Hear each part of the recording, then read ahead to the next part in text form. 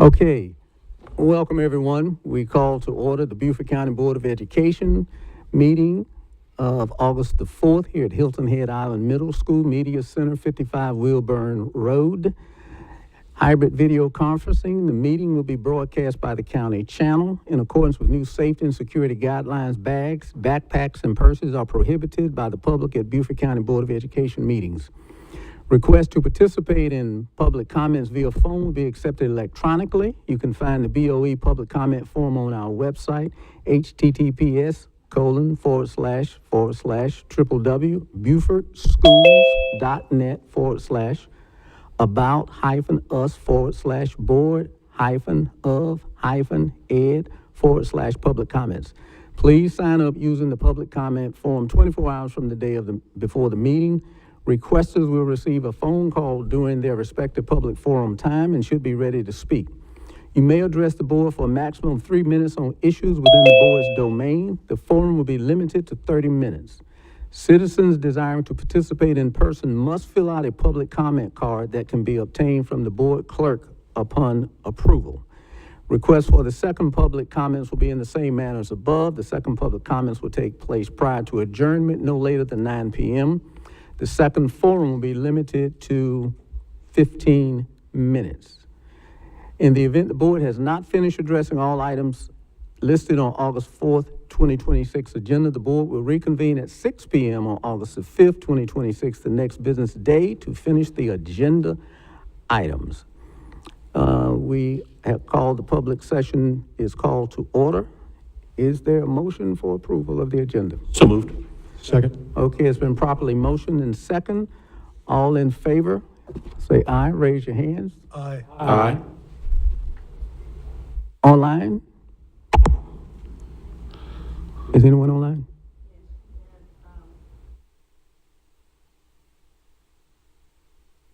Okay. Dr. Guaz, Mr. Gordon, Pastor Gordon? Okay. Still muted?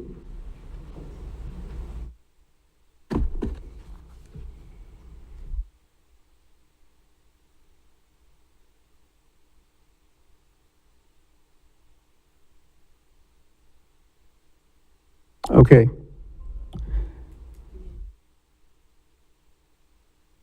Can we get the electronics people?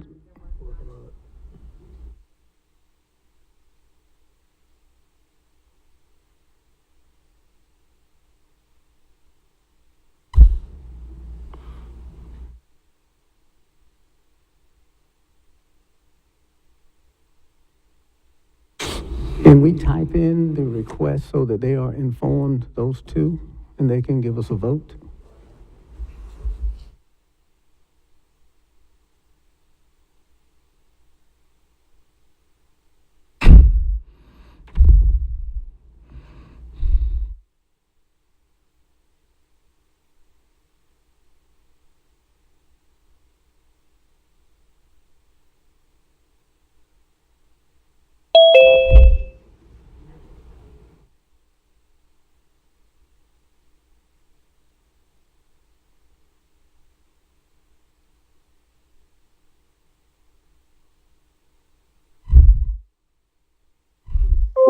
Yeah. Dr. Guaz and Pastor Gordon, the motion has been properly made and second to accept the approval of the agenda. Your votes?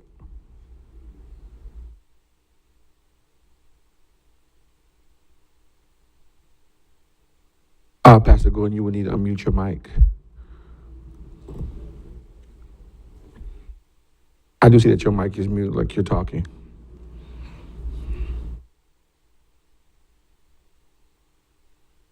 I don't think he can hear. I don't.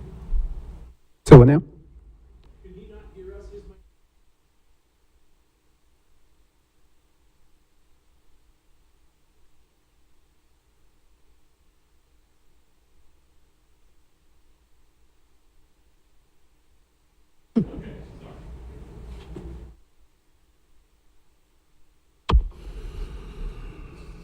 Okay, now, Pastor Gordon, your mic is unmuted. How do you vote, Pastor Gordon? Still don't think they can hear us.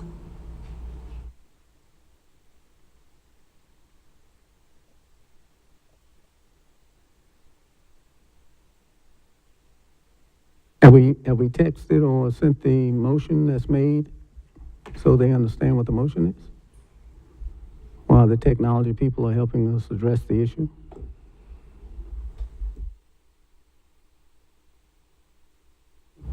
And also live streaming.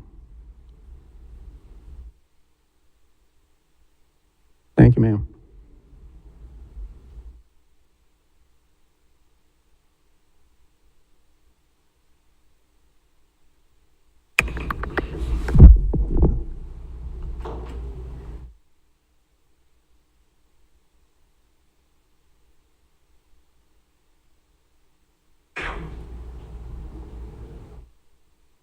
Test, test, test. We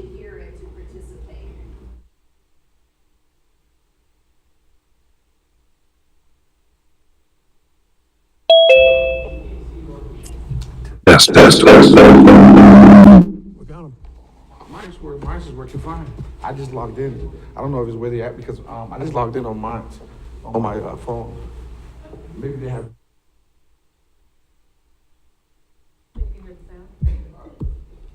Walk outside and talk to me.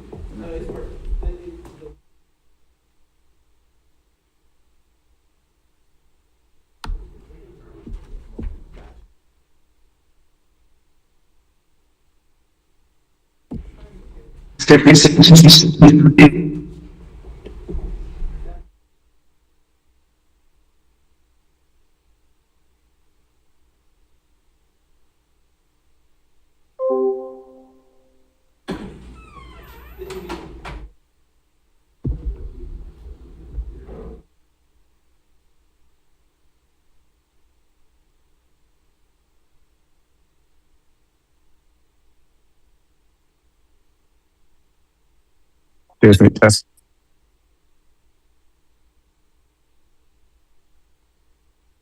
I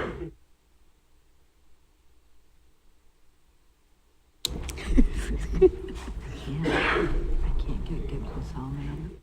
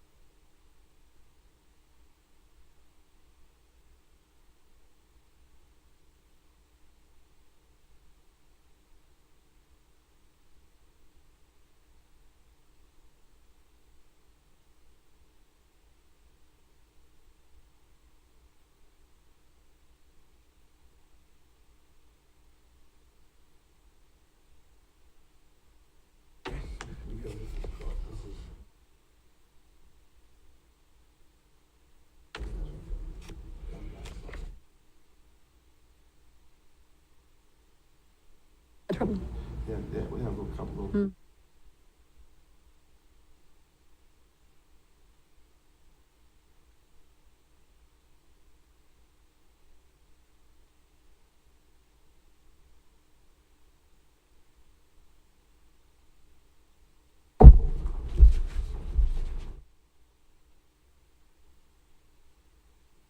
Are we ready?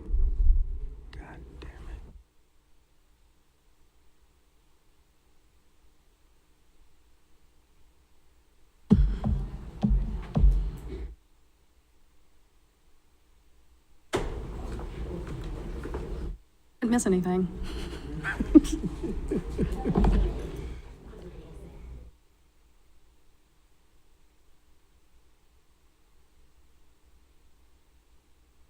Squad No. joined the meeting. I don't know if I'm good looking.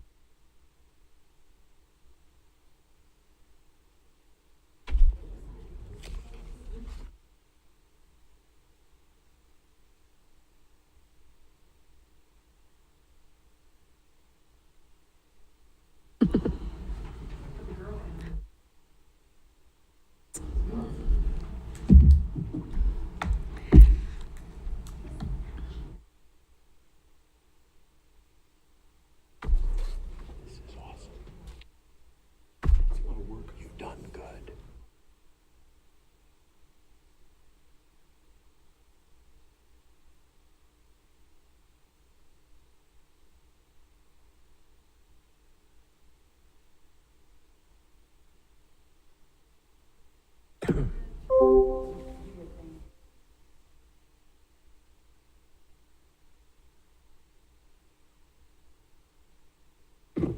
You wish. Okay, testing, 1, 2, 3.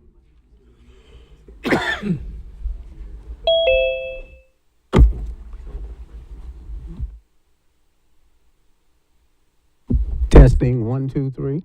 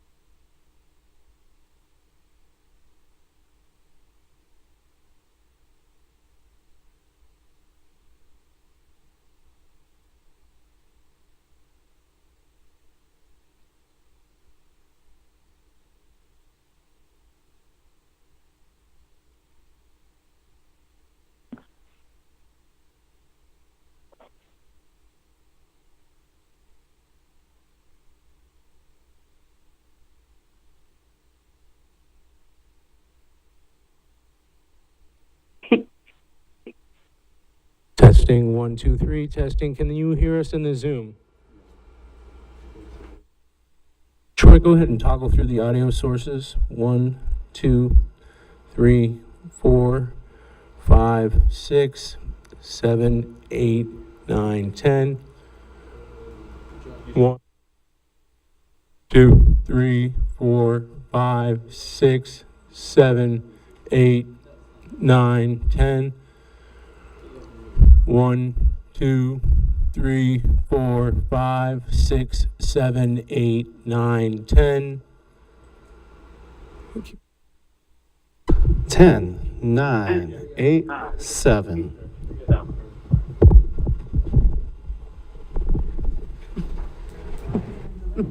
Just waiting. You're saying we are good now? Dr. Guaz and Pastor Gordon, can you hear us? I Yes. can now. It's very echoey. Yeah, it's Pastor Gordon. I hear it. It doesn't sound echo on my side. Okay, our technology colleagues, there's reverb in the voice.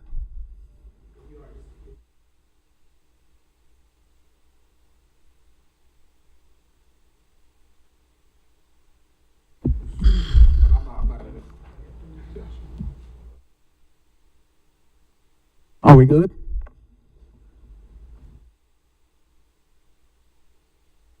Okay, I'm getting a thumbs up. So we've had the approval of the agenda, if you will, join me. We didn't? Oh, all right. How do we vote? Did we vote? Oh, everybody here voted. Just for clarity, Okay, just for, let me get their, let me get their vote. I was gonna ask for just for clarity, so just because we're coming back on and people hadn't heard, could we Yeah, just make go the, ahead. I was gonna ask, could we just go ahead and make the motion so that we won't have nothing about we're voting on something that people didn't know about, so if we could just make the motion over, that's all. Okay, you okay with that, Mr. Secretary? I move that we approve the agenda. Second? Second. Second by Dr. Carr. All in favor here, raise your right hands. Aye. Aye. Online, Dr. Guaz, Pastor Quad's eye. Pastor Gordon, aye. Okay, got it? Thank you very much. If you will, join in the Pledge of Allegiance and a moment of silence.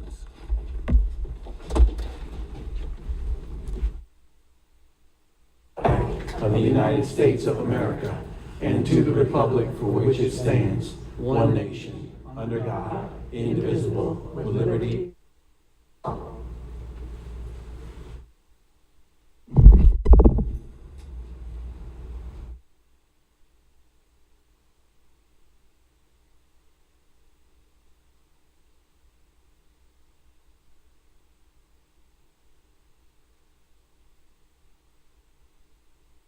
Thank you. Ms. Cushingberry, has the media been notified? Okay, our first public comments, no public comments.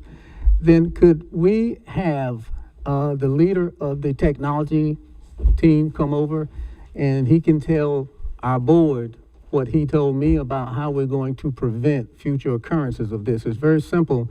Seems like they have a solution. Sir, can you come over and just share that, please?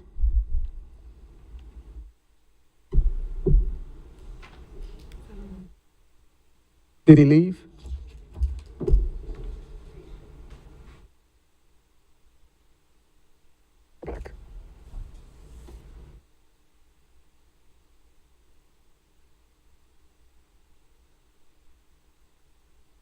Are you going to solve them and what your plan is? So if you could just share that for the benefit of the entire board.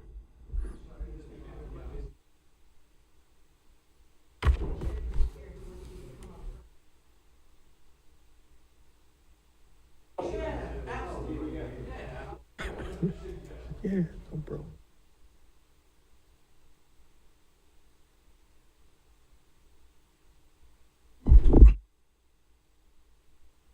Apologize for the technical difficulties. We test these things out when we create our own Zoom, and we realize that we better coordinate with IT, Beaufort County's school board IT, and test with them prior, because we create our own Zoom, and the parameters of the Zoom that we create are not exactly the same as the parameters that are used for the school board meeting, so it's on us. The test that we did was successful, but obviously did not have the same setup as the school board. So we were actually just discussing that, and I'm glad you gave me the opportunity to, explain that it will be better next time, and I apologize. If I could say something in response, I want to thank you and your team because we have a lot of these meetings and they normally go very well. So we're not being pejorative or critical or anything like that. I just wanted the entire board, anyone listening, to understand that you already have arrived at a solution to the problem, and we should expect fewer or no repeats of this. But thank you so much. Absolutely, Mr. Dallas. That was one of the things that when we first met each other that you spoke about, that you like that the public can see these meetings and you want them to run as smoothly as possible, and you reached out to us early to make sure that they do. And we will continue to do our best, and I'm sorry for the bump in the road. Not a problem. Those things happen, sir. Thank you. Thank you. Mr. Chairman? Yes, sir. Within the respect of that, I'd also like to mention that I've also know that the internet have been acting up in the Beaufort area, in the St. Helena area, and so I'm not sure if the internet was acting up as well. And I think that we all can play a part in that, even as a board. We talked about one time some of us coming earlier and running a test with that. So I guess maybe we can revamp that up and actually do that. So I think that it's no different from going to the airport and your flight being delayed. So I thank everyone for having the patience with us as a board member. I appreciate that. Thank you. Thank you, Mr. Smith. Okay, moving along to the chair's report, which hopefully is going to be fairly brief today. We said, what is this? All right, first of all, I want to welcome everybody back to a connected Beaufort County School District. When I wrote it, I did not know there would be a technical glitch, so I guess that was God's intervention on that. There's some new guidelines that have actually been implemented at the state General Assembly level. There are now inter-district transfers, and our academic committees and others under the stewardship of the superintendent, Dr. Mello Lee, and others, They're looking at the complications of that, and they've already come up with some policy and procedural changes that will allow us to be able to comply with whatever the requirements are at the state level. There also are no longer grade floors, so to speak, and the academics committee has done a good job, a thorough job of looking at the details of that, and has a process so that that evolution to a different grading system where allegedly, and I know in other states and some other districts that actually that has been problematical, but there's a solution that's been developed. There's also a new version of the South Carolina High School League. And from my interactions with some of the current members and prior members, I think we're going to see a South Carolina High School League that is disciplined. I won't say a lot more disciplined because I don't want to be a pejorative, but it's going to be very disciplined in following the rules as they are currently stated consistently. I also want to highlight the stellar financial performance of the Beaufort County School District. As some of you know, I'm connected with Dollamore School of Business, and I was looking at the USC's credit rating, and it brought a smile to my face to see our credit rating is one level higher than the University of South Carolina. So kudos to the leadership and the financial group. New construction is progressed, including at Hilton Head High School. We were able to work with some groups to actually arrange a tour last Thursday after a POA meeting. And that is something that we encourage all of our board members to leverage your connections to not only get people into these new facilities so they understand how much and how effectively we're using the dollars that have been raised, but also the fact that they're making adjustments to classrooms that better the educational delivery. There's also was a topping off ceremony at May River, which was very impressive. That was at the beginning of summer, but there are lots of things like that are happening. Also, Colonel Guy made a presentation to the Beaufort Community Partnership at one of the local churches. Very, very impressive. And Colonel Guy, if you decide to speak on that, that'll be great. And if not, I totally understand, but it was a phenomenal presentation. The district's achieving scores on ELA and math, if I'm not mistaken, Dr. Lee, they're higher than they were before COVID. Looks to be that way. We still have embargoed data, but we're hoping that's the case. Everybody keep your fingers crossed. That's a significant achievement. The new job of continuing to raise academic performance begins for the 2026-2027 school year. As chair, I'd like to applaud support from the wider community in establishing programs that reflect how that community support is shown appreciation by giving Beaufort County School District the best possible outcomes for students and graduates. In my multiple moves, I've moved 19 times in my career, and one of the things that is a real trigger on increasing home values is a good public school system. Mobile families flock to areas that have good public schools with discipline, so I'm proud to be a part of what we've done here. Lastly, a huge thanks to the parents, administrators, charitable organizations, volunteers that show visible support for one of America's most important advantages, the almost 800,000 South Carolina students and 50 million students in the great United States of America who are in either traditional public schools and the 4 million that are in public charter schools. These students, properly educated, form a powerful asset in American global performance and societal success. Also want to recognize the principal of the year, Ms. Brenda Blue of Pritchardville, and the assistant principal of the year, Ms. Cassandra Ryman of Hilton Head Elementary International Baccalaureate program. So one of the things that I want to chat before turning it over to my colleague sitting to my right is we operate on the coherent governance, and that is a very successful program when properly orchestrated and executed for giving the administrative side of the house the latitudes to go out and use all their ingenuity and creativity and their research and their relationships to actually identify successful improvements that they bring back to our school district. Some other more detailed, involved leadership methodologies can very much inhibit a very entrepreneurial type leadership style, and we could end up losing that. So part of what we're looking at is we're going to pursue, ask the board's support for moving forward on reintroduction of coherent governance. We've had that once before. We'd like to make sure that as we move forward, that is the baseline of how we actually manage the business. Manage the school, the administration, but giving them latitude to use all their ingenuity.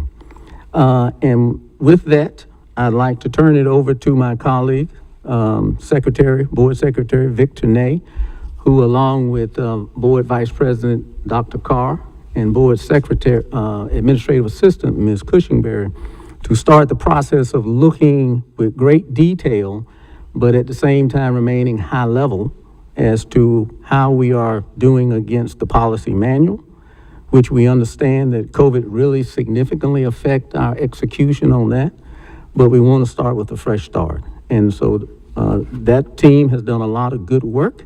And so, Mr. Ney, I turn it over to you, sir. Thank you, Mr. Chair. First of all, I want to be transparent and forthcoming. I really enjoyed Dr. Carr, but when I said I was going to use AI, he was like, I'm out. So this was all me, and I'm going to take full credit. So that being said, I did use AI. And had I not, I would not have been able to do this in the 2 weeks that I've been working on this. This has been exhausted and it has pretty much consumed every bit of my time. Once I started digging into the meat and potatoes of this, I quickly found out that going over the entire policy manual was not realistic. So I did not touch the operational expectations at all. I didn't even look at any of the OEs. This is only the board governance culture, the GC policies, of which there are 12, and then our board superintendent relationship policies, of which there are 5. So I focused only on those 17 policies. Again, none of this is meant to curtail or impinge or whatever, impede the superintendent role at all. This is basically just the governance practice of the board and our relationship with the superintendent. So that, thank you, Mrs. Cushingberry. Up on the board, you'll notice that there is a PowerPoint presentation that was not in the material that I sent out that you all have had since last Thursday. And that's only because everything that's on the PowerPoint was only copy and pasted from the review. So as I go through each one of these, there are 12 slides, 1 per recommendation. As I go through the 12 slides, I will mention both the policy page number and the review page number. My review was 26 pages long. It is granular.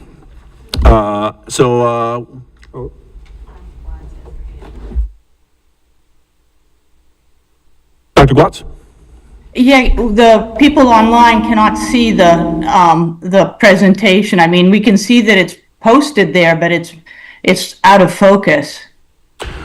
Do you have access to the review or the policy that are included in the diligent community? I have off and on today, and right now I'm in a place where I don't have good internet service, and I cannot access your 25 or 26 page review, but I've looked at it carefully. But I'd like to see the PowerPoint too. Can that be displayed on the screen? It is being displayed on the screen currently. No, but not on the screens for people joined by Zoom. I don't know how to correct that then. If you can't, I mean, it's Robin is sharing her screen and it's up so the TV that we see in the boardroom right now is showing the presentation. Can someone send the presentation to Dr. Watts through the mail? She has the PowerPoint, right? She does not. Curious, can Pastor Gordon see it? Mr. Gordon, says- Mr. Gordon says he can Yes. see it, Dr. he can Watts. see it.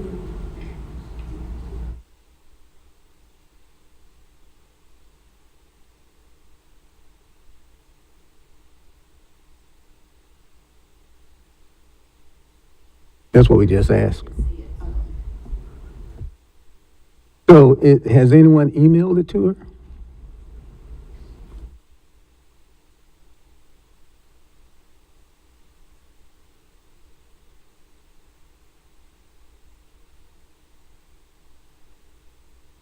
Mrs. Cushenberry is going to email you the slide deck real quick, or Okay, as quick thank as she you, can. thank you. Robin's screen says that the camera is off.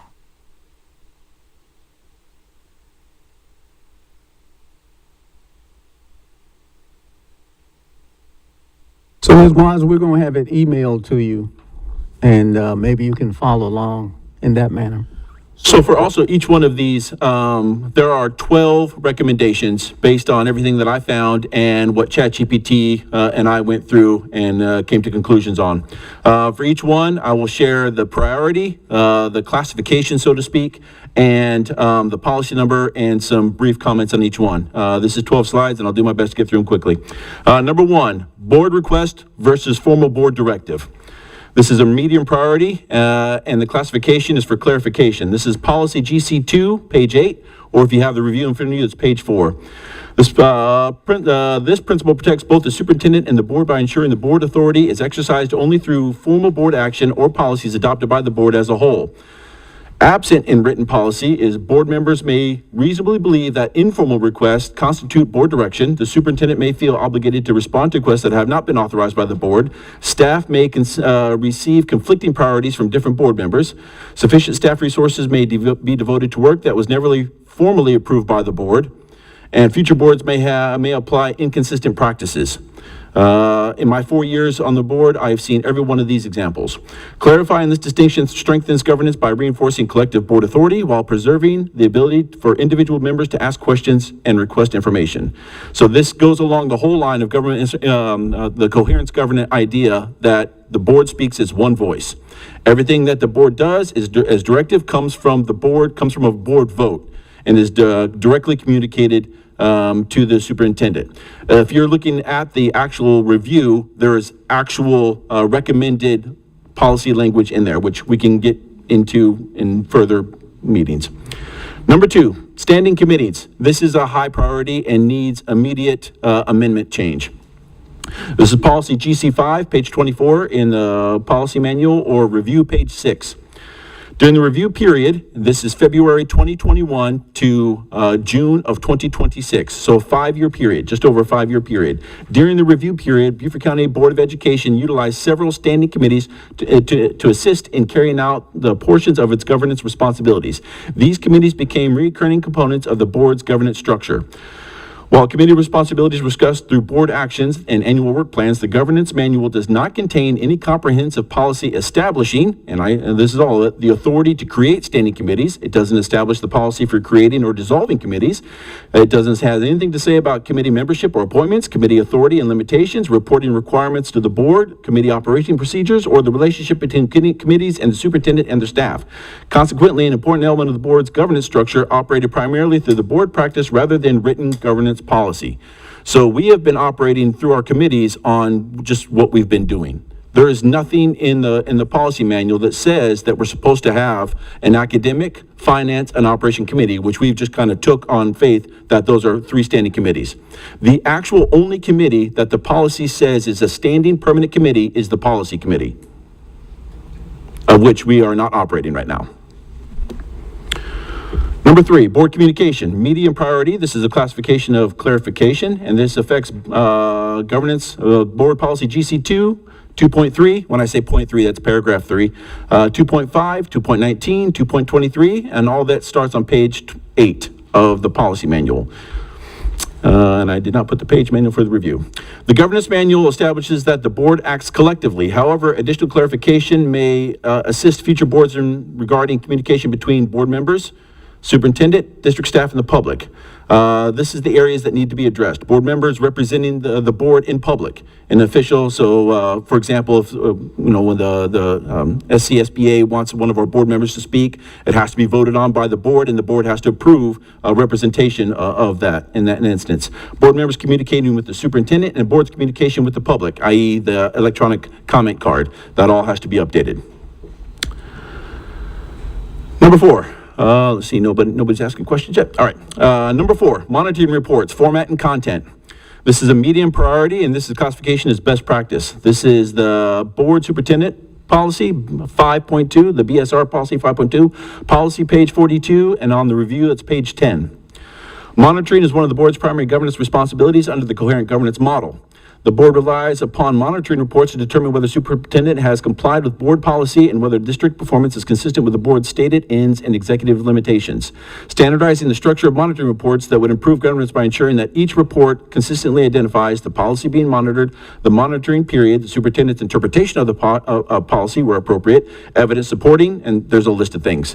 Just off the top of my head, finance, operations, all require monitoring reports. I think there's a food service one. There's several that require monitoring. And so far, at least in my limited time on the board, we are getting monitoring reports, but, and I'll touch on this later, we're not getting them in a consistent manner. They're not in a regular 4-year plan. We're getting them as the departments have something to update, or we get them in some different types of formats and that kind of stuff. So there's some things that need to be looked at there.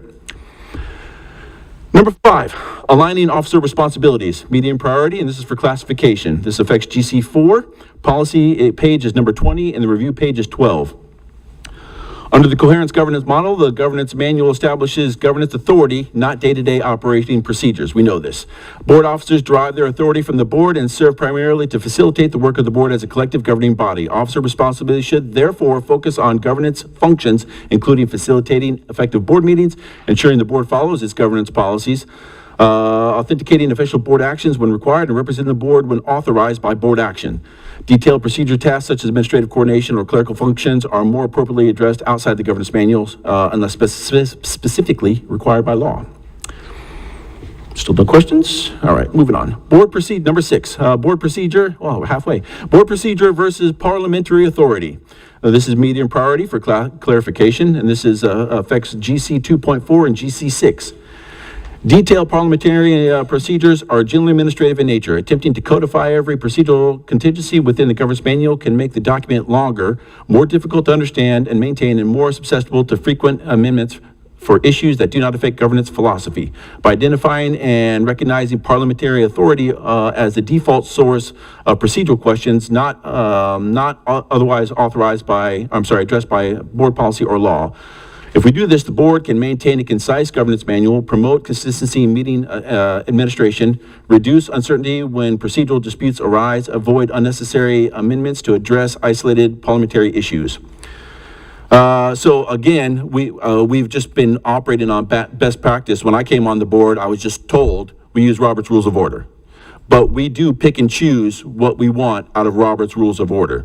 What I'm suggesting and recommending is that we codify that we use Robert's Rules of Order. There is some language in there that we use Robert's Rules of Order based on small boards or based for small boards. Sure, we can use that, but we just have to decide that we're going to do it. There are many things in Robert's Rules of Order that we just don't do. For example, we're actually not supposed to speak directly to each other. All comments are supposed to be directed at the chair, things like that. So there's some things that need some work in that. Number 7, still no questions? All right, number 7, governance manual amendment and revision process. This is a high priority and a change to policy is needed. This affects GC 5.4A and on policy page 24 or review page 16. The governance manual does not include a formal process for documenting policy amendments within the manual itself or maintaining a consolidated revision history. As a result, a reader must often compare multiple editions of governance manual or review historical board minutes to determine when a policy is changed, what was the change, when the change occurred, and whether the policy governance manual reflects all board approved amendments. And so there's no formal amendment procedure, which is why this took me so long, because I had to keep going. When I had a question, I literally had to go back through 5 years worth of motions, and I'm not talking motions to adjourn, a motion to approve the agenda. There are over almost 400 motions that theoretically or could affect policy, and it took a long time, even with ChatGPT. What the policy manual is lacking is no formal amendment procedure, no requirement for first or second readings. That's also been just a kind of understood. There is nothing that says that we need 2 readings to accept a policy. No required governance committee review before board action, no required for legal review, no revision history or amendment long, no revision control or version control, no requirement to periodically review all government policies. Robin has done a bang-up job of every time she's identified that a policy has been affected, she's put it in as kind of a citation at the end of one of the policies. But there should be a formal amendment log at the end of every policy that notes every change, when it was changed, and all the things that I just listed. So this is something that is very high priority as far as because we've gone 5 years without this. Any questions? Nothing? Moving on. Number 8, annual governance calendar. High priority, amendment needed. This is GC6, policy page 25, review page 18. During the review period, the board regularly carried, and again, this is February 21 to June of 2026, the board regularly carried out recurring governance responsibilities, including policy monitoring, strategic discussions, organizational meetings, budget-related governance actions, and board development activities. While these activities occurred, the governance manual does not establish an annual governance calendar identifying when recurring governance responsibilities should ordinarily be considered by the board. As a result, scheduling of governance activities depend largely upon the annual planning rather than a governance process incorporated into the governance manual. Examples of recurring policies that are mentioned in other areas of the policy that should be on an annual work calendar could include, but not limited to, superintendent evaluation. It just says that we have to do it. It doesn't say, I think it says that we're supposed to approve the calendar in August, but it doesn't specifically mention any of these things. Superintendent evaluation, the executive secretary evaluation, board self-evaluation. It was actually passed in motion that we should be evaluating ourselves as a board once a month. That's the actual standing policy. It doesn't clarify when we do the election of officers, our policy reviews, our budget actions, or training. These have all just been best practices that we've just kind of taken for granted. This is how we're supposed to do it. There's actually nothing in the governance calendar that mentions any of those. We actually, Robin puts together for us an annual meeting calendar. So we have work sessions and our regular meetings are laid out, but none of those other things are actually in a work calendar that says this is what we do annually. No questions? Moving on. All right. Number 9, board education policy, low priority, and this is the best practice. This affects GC 2.2, policy page 8, and review page, I didn't put that one on either. Man, 20, thank you. Man, you rock. Coherent governance assumes the board members govern through policy rather than management. That requires continuing education. Board education policy reinforces the board's responsibility to understand governance principles, remain informed regarding changes in law, improve governance effectiveness, and strengthen institutional continuity. This recommendation does not require additional training beyond what the board deems appropriate. It simply recognizes board development as a governance function, which our current chair has been very adamant about as far as education goes, which is nice. Anything else? Any questions? Moving on. Number 10, almost done. Home stretch. Here we go. Board self-evaluation. This is high priority and needs an amendment. This is GC 3.6, policy page 8, review page 21. Under policy governance model, the governing body, the board governs primarily through written policy. Significant governance processes should therefore be documented within the governance manual rather than existing solely as an informal or customary practice, which is what we have not been doing at all. Codifying board self-evaluation provides several governance benefits.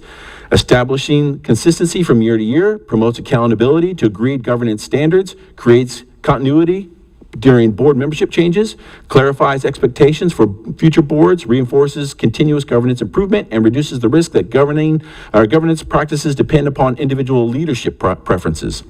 Missing from the policy is the purpose of self-evaluation, the frequency, the evaluation method, how results should be reviewed or used, and the expectation of follow-up actions. It's been something that I have mentioned probably going on 2 years now that I believe that we should be doing this. And ChatGPT agreed with me, so I feel justified, validated for that. All right, moving on. Let's see, and then we're on number 11, 4-year governance manual review cycle.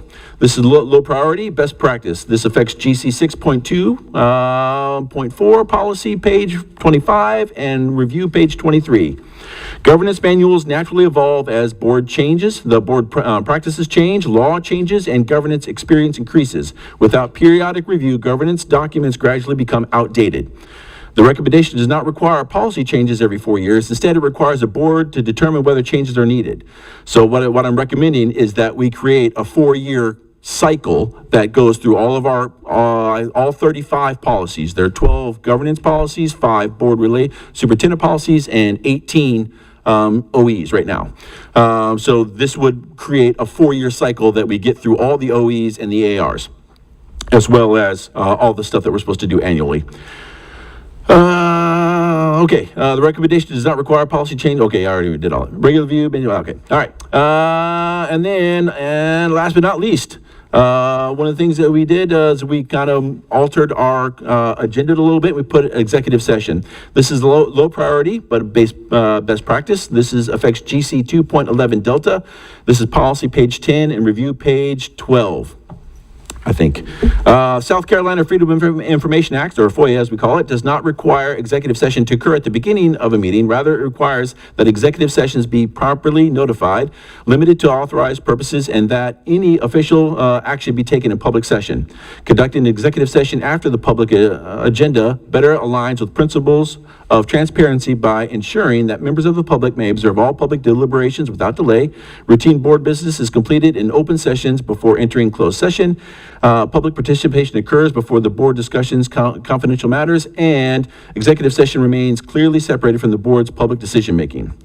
This recommendation does not affect the board's authority to enter executive session whenever legally appropriate. It simply establishes normal order of businesses while preserving flexibility for circumstances in which executive session should occur earlier in the meeting. With that being said, Mr. Chair, I move that we stand up our policy committee immediately. And I also move, part of that motion, that the secretary be the chair of that committee. Second. Okay, it's been properly motioned and second. Any discussion? Just one point, oh, sorry. Go ahead. One thing I wanted- Go ahead. He was being gallant, not gallant, go on. You are also making a motion that it be a standing committee, not just stand up a committee, correct? It currently in policy is the only standing committee mentioned. We need to stand up the standing committee. Mr. Smith? So understanding that you're basically in this motion, you're just asking for this committee to be activated. Is that what I'm understanding? Yes, currently we don't have an active policy committee. Okay. Well, I thought that we were going to further this discussion at the work session in on August. So I was wondering, was there a particular reason why we would need to do that immediately versus wait until we take our time and go through this as a board in August at the work session? Was there an immediate need right now to? God bless you. That is an excellent question, and one I'm prepared to answer.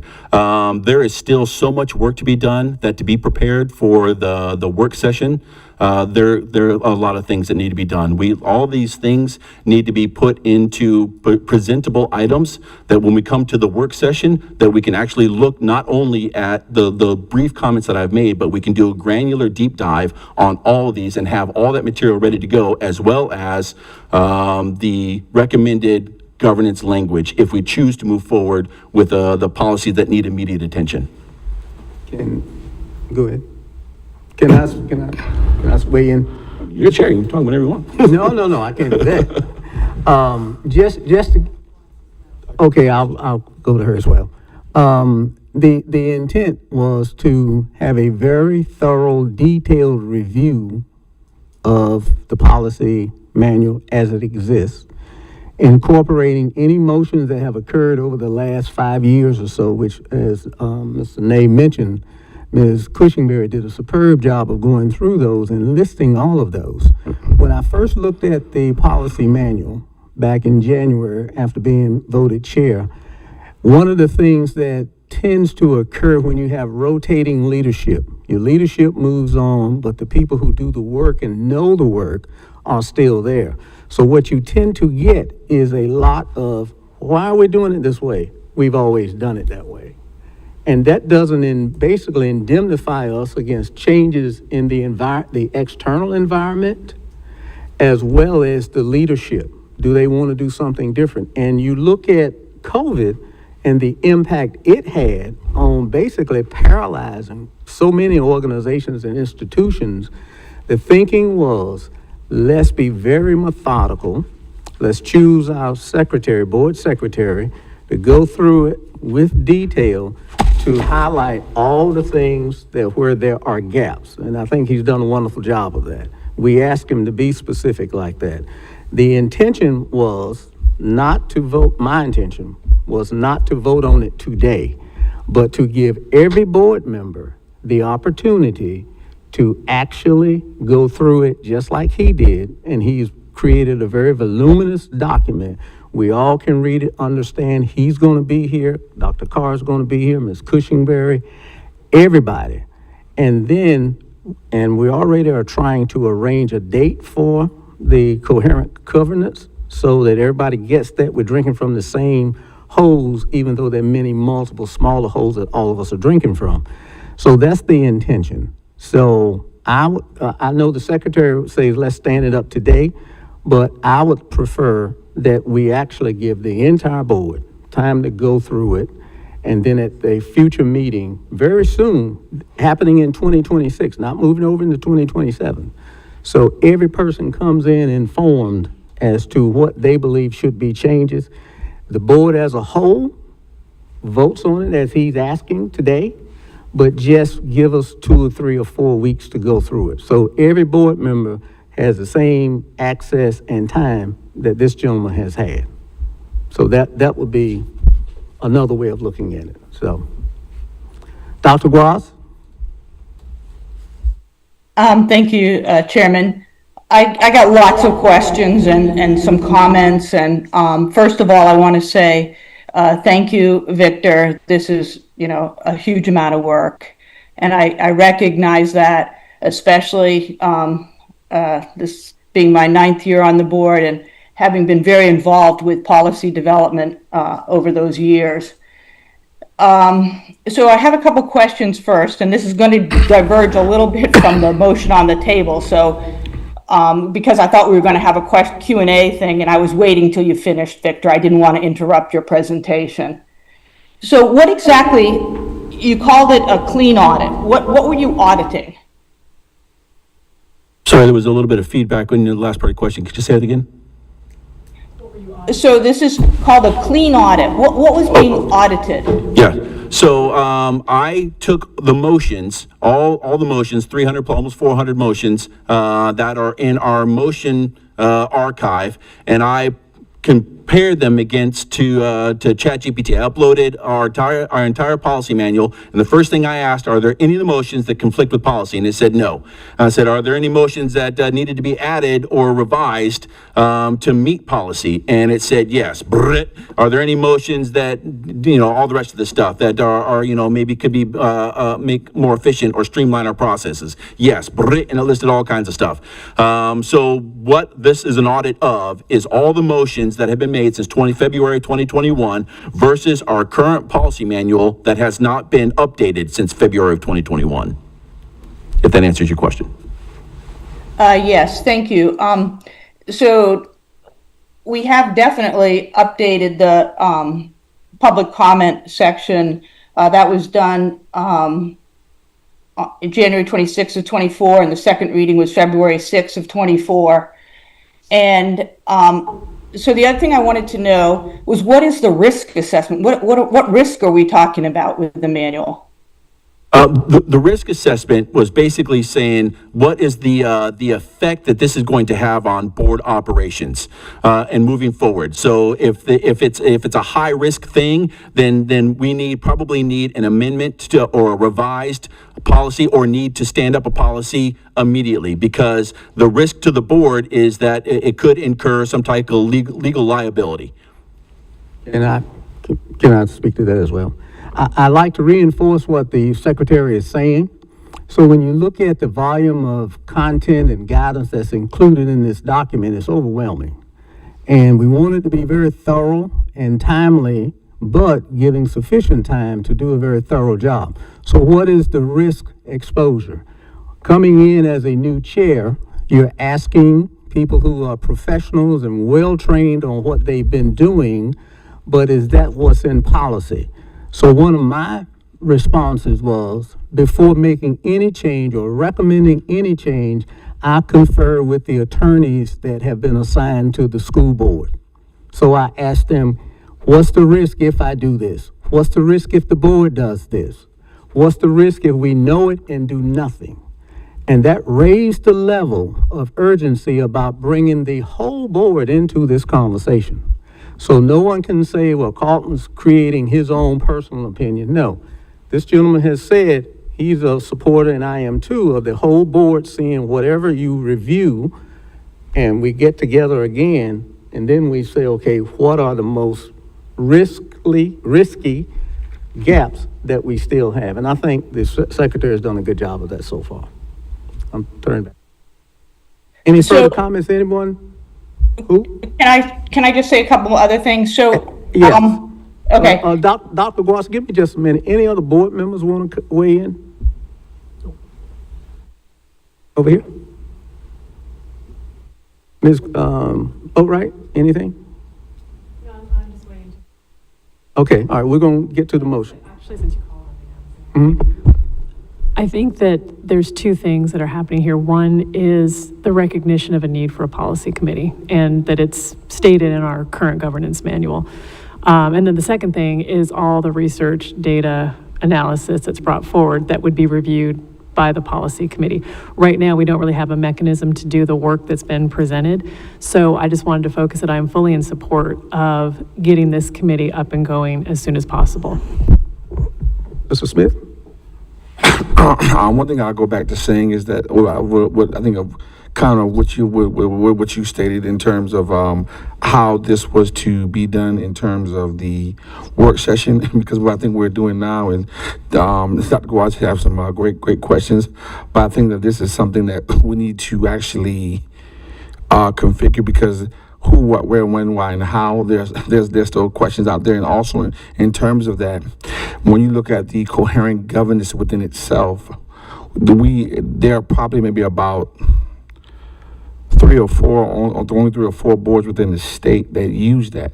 So I think that there are other questions in terms of, do we want to stick with coherent governance, and how, and basically how does that work, and basically what else is out there. So I think that I won't say we're putting the cart before the horse, but I think that there are other questions that and how we understand what the full board, we're letting the full board weigh in on where we're going at versus a couple people, So I think that what direction we go on in terms of formalizing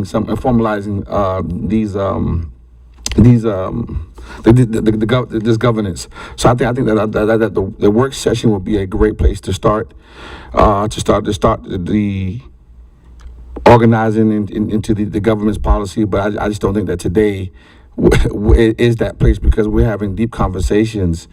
And we said that we wanted to do different things, and we didn't want these kind of conversations to be had at board meetings a little bit. So I think that if we're going to have it at the work session, let's go and have it at the work session. We're having it today and at the work session. It's a little different. I think we're doing it twice. Thank you. Anyone who has not spoken on the board would like to speak? Yeah, this is Pastor Gordon. Okay. Listening to the whole presentation, it was one of those wild presentations. Victor, you did a very good job on it. It's very detailed, very detailed. The motion that was made at the end, when we talk about the whole presentation and the things that we might need to make changes on, I agree with the conversation with that it needs to be, a little bit more in depth with the board. But putting the committee in place, the policy committee in place, I don't see how that would affect us from actually going through the whole presentation and making changes or different decisions. I agree with the motion that the policy committee need to be done soon, like soon as we can. Let me. Is anyone else not spoken? Oh, has everybody spoken who wants to speak? Okay, Dr. Watts, it's your turn, ma'am. Thank you, Chairman Dallas. So I'm definitely think we need a policy committee, and I don't see the reason for delay in the sense that whatever the committee does, they're not given the authority to work independently of the board. They have to bring their findings forward to the board, and the board ultimately is the one that makes the decision about approval or not via vote. In preparation for today's meeting, I did review the entire manual, including the operational expectations, as well as the 26-page AI-generated document that Victor nicely put together. And I would say a lot of this stuff is already in policy. It's worded differently, or it's worded in a way maybe more vague, but it even says in our policy right now, for example, the policy committee is to review motions quarterly. That's in GC2. It also says in that same policy that motions and results of the motions will be kept in a searchable database. So a lot of this stuff is there. It's just not fully executed, is might be the right word, or fully addressed. And no question, it needs to be. It's very difficult, and especially dealing with a manual that, is it up to date? Is this section up to date, or no, it's not? And, I definitely think, I don't think there's any reason to delay establishing a policy committee. We can still include a discussion with the full board if necessary or desired at the work session or something like that. But I don't think the board as a whole can look at all this and be effective and efficient to bringing to deciding recommendations. I think, having done it in the past, a policy committee is crucial. Thank you. Yeah. Mm-hmm. The other reason not the other reason, I will say I'm in support of the committee because this isn't a one-person job. And I already have a full-time job, of which has suffered for the last 2 weeks because this has occupied every minute of my life just to be prepared for this tonight. So that being said, laughter shared is laughter multiplied, hardship shared is hardship divided. So this is, I'm ready to divide some of this hardship. Does anyone else have anything to say? If not, I'd like to add a few comments. Okay, so in my 4 years on the board, we've had a policy committee, I think, for 3 out of those 4. That includes that span between 2021 and today. The policy committee has not updated this document. So we've had that structure in place. And for me, I think it overwhelms people, the magnitude of it, which is why we actually chose someone who was animated and willing to pursue it. And all I'm proposing is that today we give the entire board time to go through it. You identify things you believe warrant further study, elimination, addition, or whatever, and then we collectively get together, because every board member by that time should be properly informed. You've had sufficient time to actually review it. And that's really what the intent was about trying to schedule it at a work session so we had time. So that's what my perspective is. Now, there's a motion on the floor, which we have to vote on. But I think to be thorough, and then the policy committee at that point, that's decided by the board, recommended and decided, they carry it forward.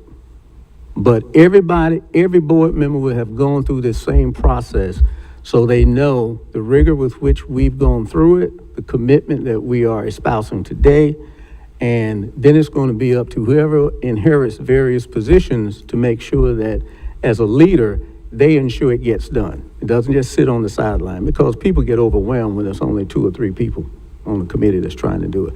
Responsibility falls to all 10 of us if that goes forward, okay? So with that, if there are no further conversations, there's a motion on the floor. Are we ready to vote? Do you need the motion again? Dr. Quaz wishes to have it. Oh, can you write it in the chat box so Dr. Gloss can see it?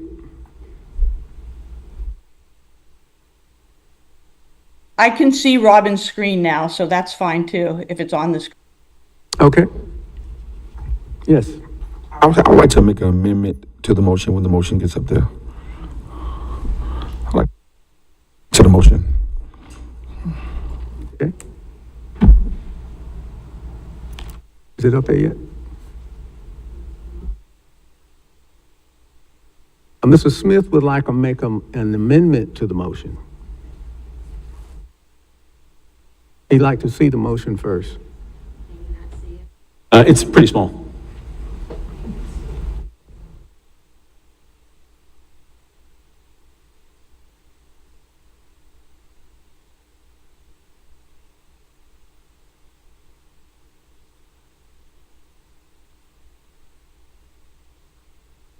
And that the board secretary be the chair of the. Yes. At this time, I would like to make an amendment that she moved.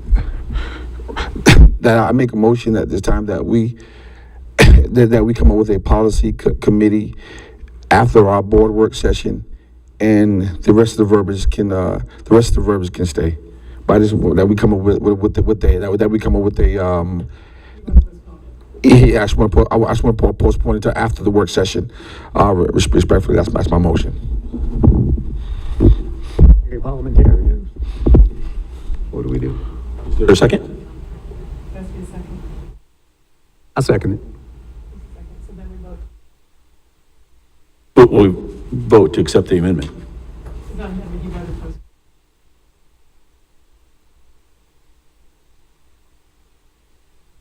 Oh, okay. All right. Which one are we voting?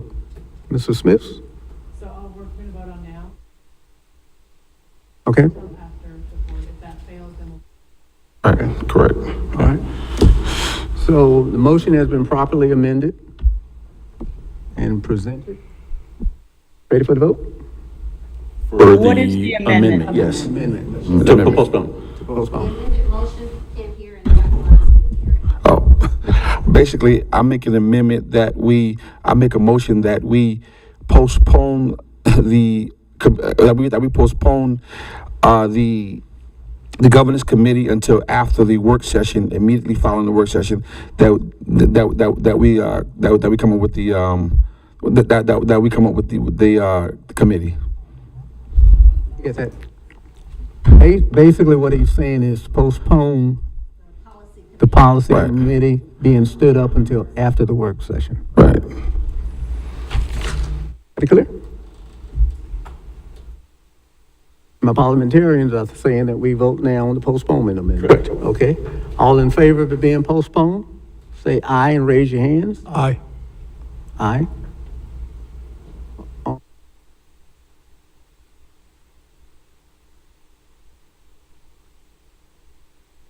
Dr. Guas? Nay. Okay, she's nay. Nay, okay, nay.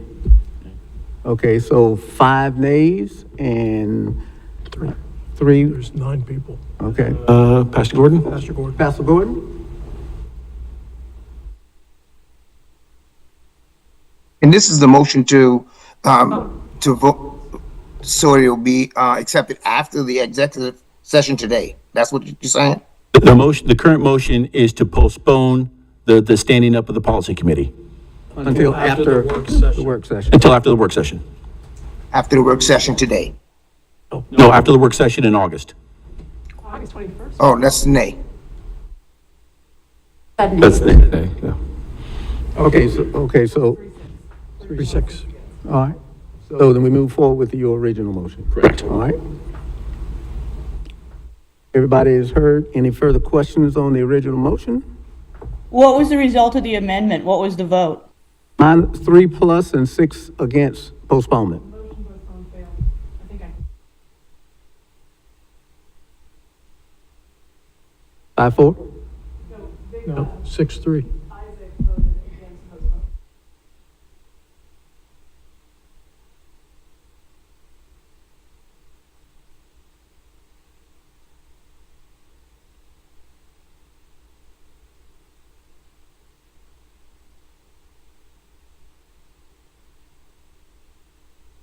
Three, 6.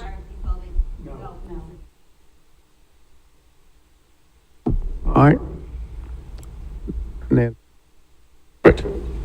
all right, the original motion has been made and second. All in favor, standing up the policy committee? Yes. Aye. Aye. Okay. All opposed? Nay?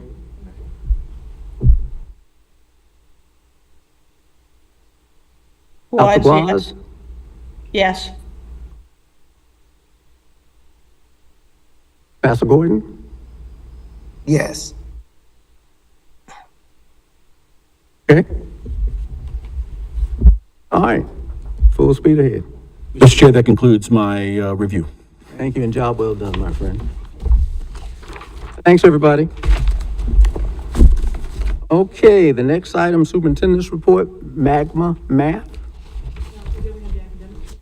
Academic Put it up, committee. oh, yes, sorry. Come on. Sorry. My glasses are failing me.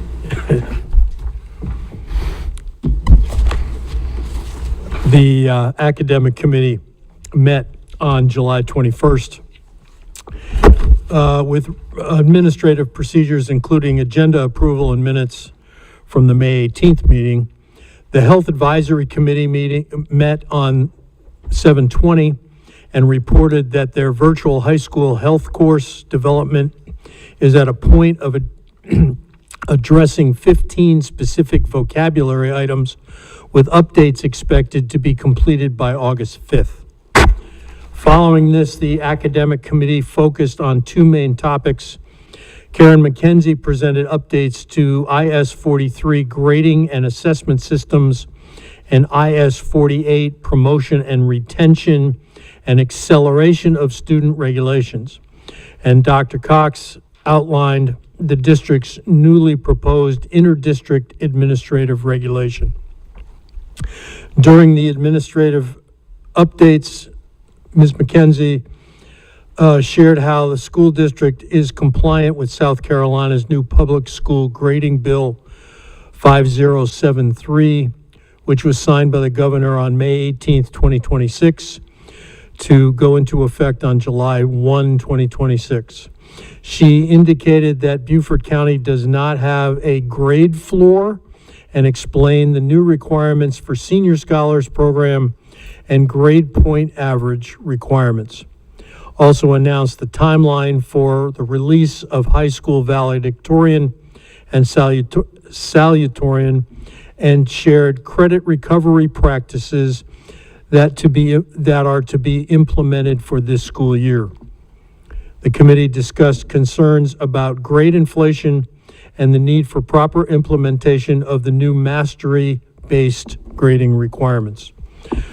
Dr. Cox also outlined the district's proposed inter-district transfer administrative regulation, explaining how non-resident students from across South Carolina can apply to attend Beaufort County schools starting with the 2026-27 school year, with applications starting in February 2026.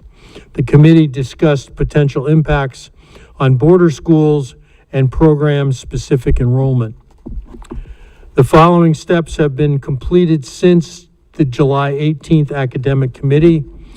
We revised the sentence regarding board members attending the Senior Scholar Ceremony in the IS 43 administrative regulation.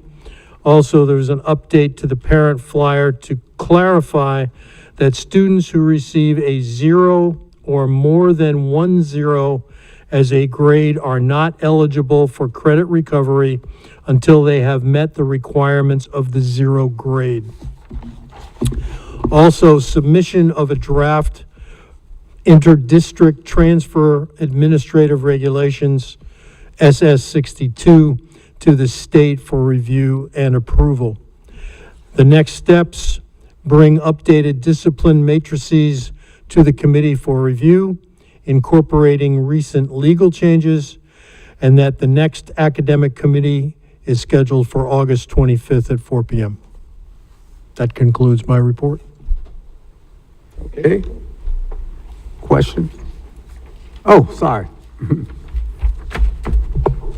So I was interested in the AR for interdistrict transfer. This was legislation that came out in 2025, and we've been waiting on model policy, and there's been a lot, it's a very complex, problematic issue.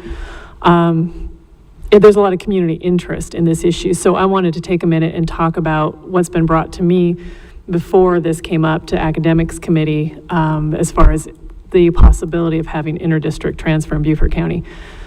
We are in a unique geographic location because we are sort of hemmed in, water to the east, Georgia to the south.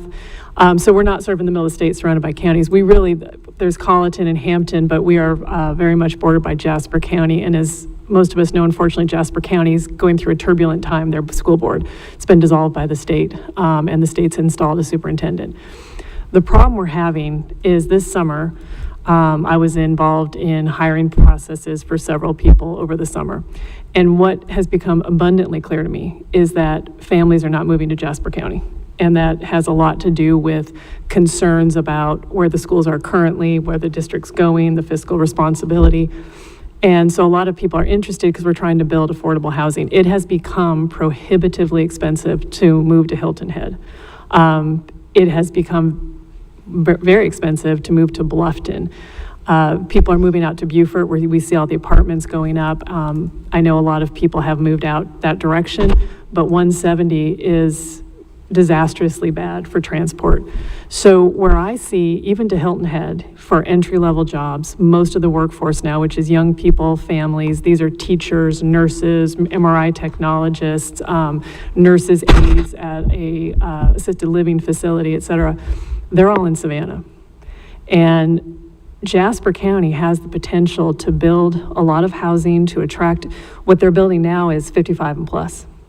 And as a healthcare person, what that means is you're going to have a lot of people who need care without a lot of people that can provide that care.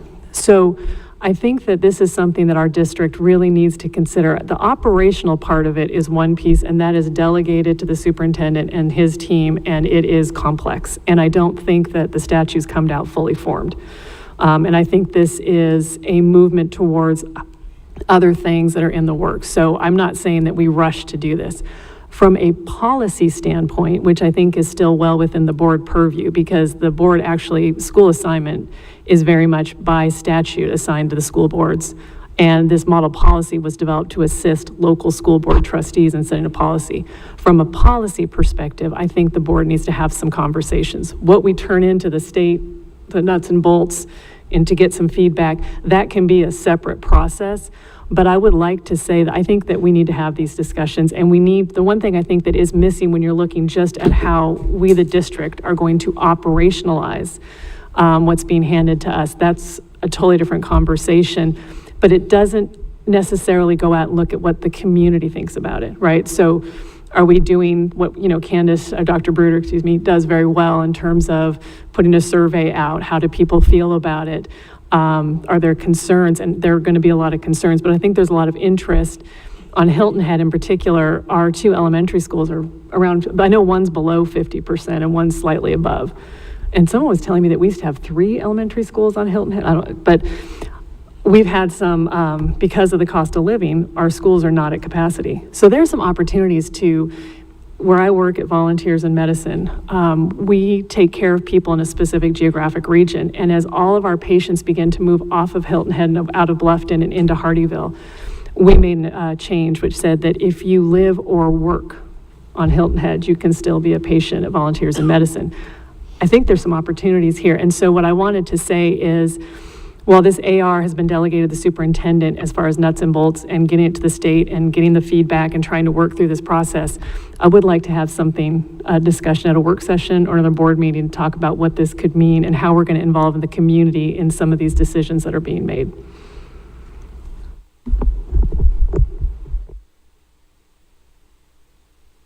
Clarity if we need it. I just came up at an event that I needed to provide any clarification on the process or anything like that. So if I'm not needed, I'll just stand here and smile. I'm trying to kind of, sorry, do you mind if I follow up with that?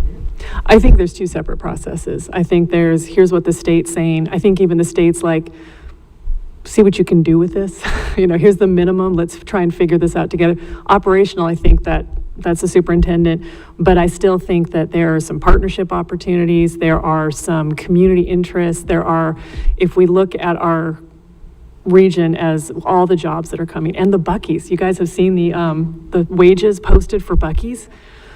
There are a lot of good jobs coming to Jasper County, and I hate to see the workforce live in Savannah when Jasper County's there, and I know the cost and everything, but there is a policy aspect of this, a higher level, that I think I would like to make sure the board has robust discussion on. So I don't need to ask you any questions.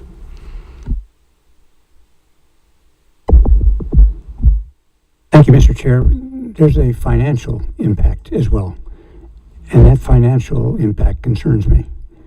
And so we have to make sure that we go into this with an open mind, but yet we must know what the financial impact is, and it's a negative financial impact on the school district.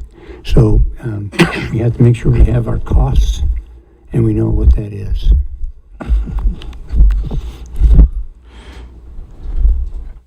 So I guess that could be one of the takeaways.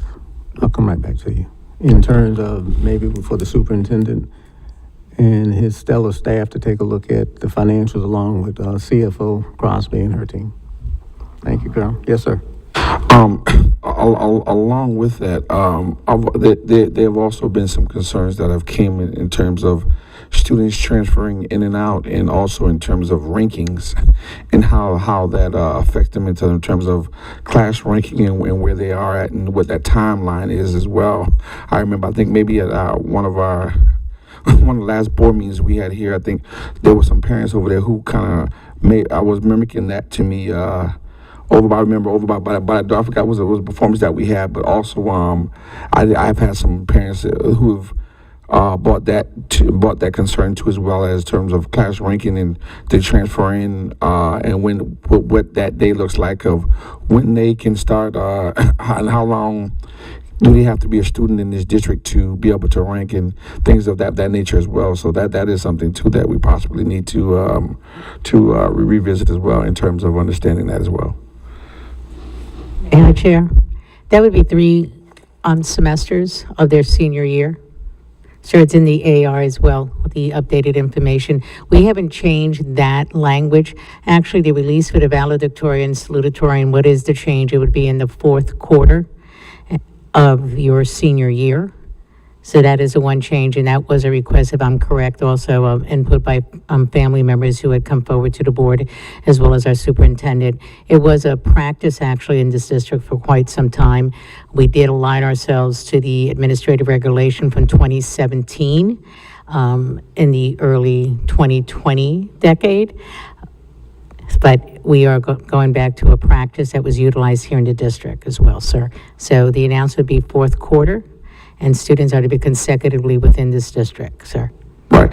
I mean, and I appreciate you for giving us that update. But once again, I just think that in the process of us discussing this with the community, those 2 topics, I think this topic should be discussed as well, because apparently this discussion has come up a couple of times, and even over on the other side, on my side of the broad. So I understand it could be down there, but the same way how we're talking about governance and policies, that we have the policies there, but that don't mean that we're necessarily going by them. That could still be an issue, be something that could go under the radar. I'm not sure if that is happening, but I just didn't want to get into that discussion today. But I did want to bring it clear that since we're talking about this, these are things that have jumped out at me, and I just wanted to put it out there so on everyone else's radar, so that it's something that we can revisit and talk about, and then you have a clear understanding of it as well. Respectfully, thank you. Thank you. And just for the board's edification, we recognize that we've had a series of years of families asking for this type of shift of practice for us as a system. So I just wanted to add that as well. It wasn't just in isolation currently. But thank you, Mr. Smith. Thank you, sir. Thank you. Thank you. Ms. Boatwright? This is exactly the conversation that we need to have. And to your point on the financial piece, I mean, it's well taken on the ranking. Also, there are a lot of concerns with high school sports, right? So correct. these are all things that need to be worked out. And then I think When I listened to the academic committee meeting, because I wasn't able to be there in person, someone used the term, and I think it was Mr. Ney, that parents are starting to see education as a marketplace. So the model of you live here and this is the school you're assigned to, and north of the Broad, there's a fair amount of school choice. South of the Broad, it's pretty tight because of capacity. That therefore, because you live here, you don't have access to these programs. People are no longer accepting that. And that is a shift that I think will continue. So I think it's a good idea for schools to start thinking about how does an education marketplace look? How do we prioritize the students of Beaufort County, but also making it where people can get the education they feel is right for their child. For the financial piece, what struck me about this is when you look at the cost per pupil, I think that right now they're talking about, this is also for public information tied to the, the voucher system, essentially, where you get $7,650, I think, per student that you can apply to a private school or whatever. That would be applied here, which is much lower than I think our average is 13,000 and change. There are possibilities where if you're an employer, you could offer a signing, you offer a signing and say, hey, if you come work for us, here's your salary, we'll pay your kids' tuition.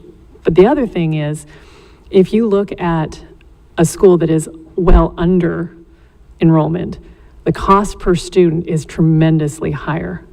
If you look at a school where we are maximizing the resources inside the building of the teachers, and that's what concerns me a little bit, is eventually, if we continue to lose young students in Hilton Head because the cost of living is prohibitive for young families, where are we going to be when we start seeing below 50% in these big buildings? There's going to be a lot of pushback on that. So this is a way to say, hey, we have these resources. Can we figure out a way? There probably is a way to make it at least financially neutral.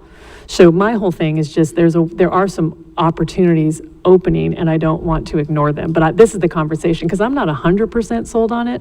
I just don't want this to go by without taking advantage of this opportunity at the board level. So.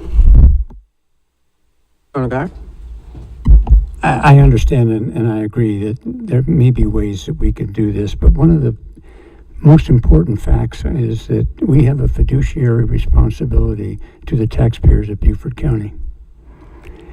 And bringing in students whose parents and businesses or whatever pay taxes in Jasper County or Colton County are much, much less.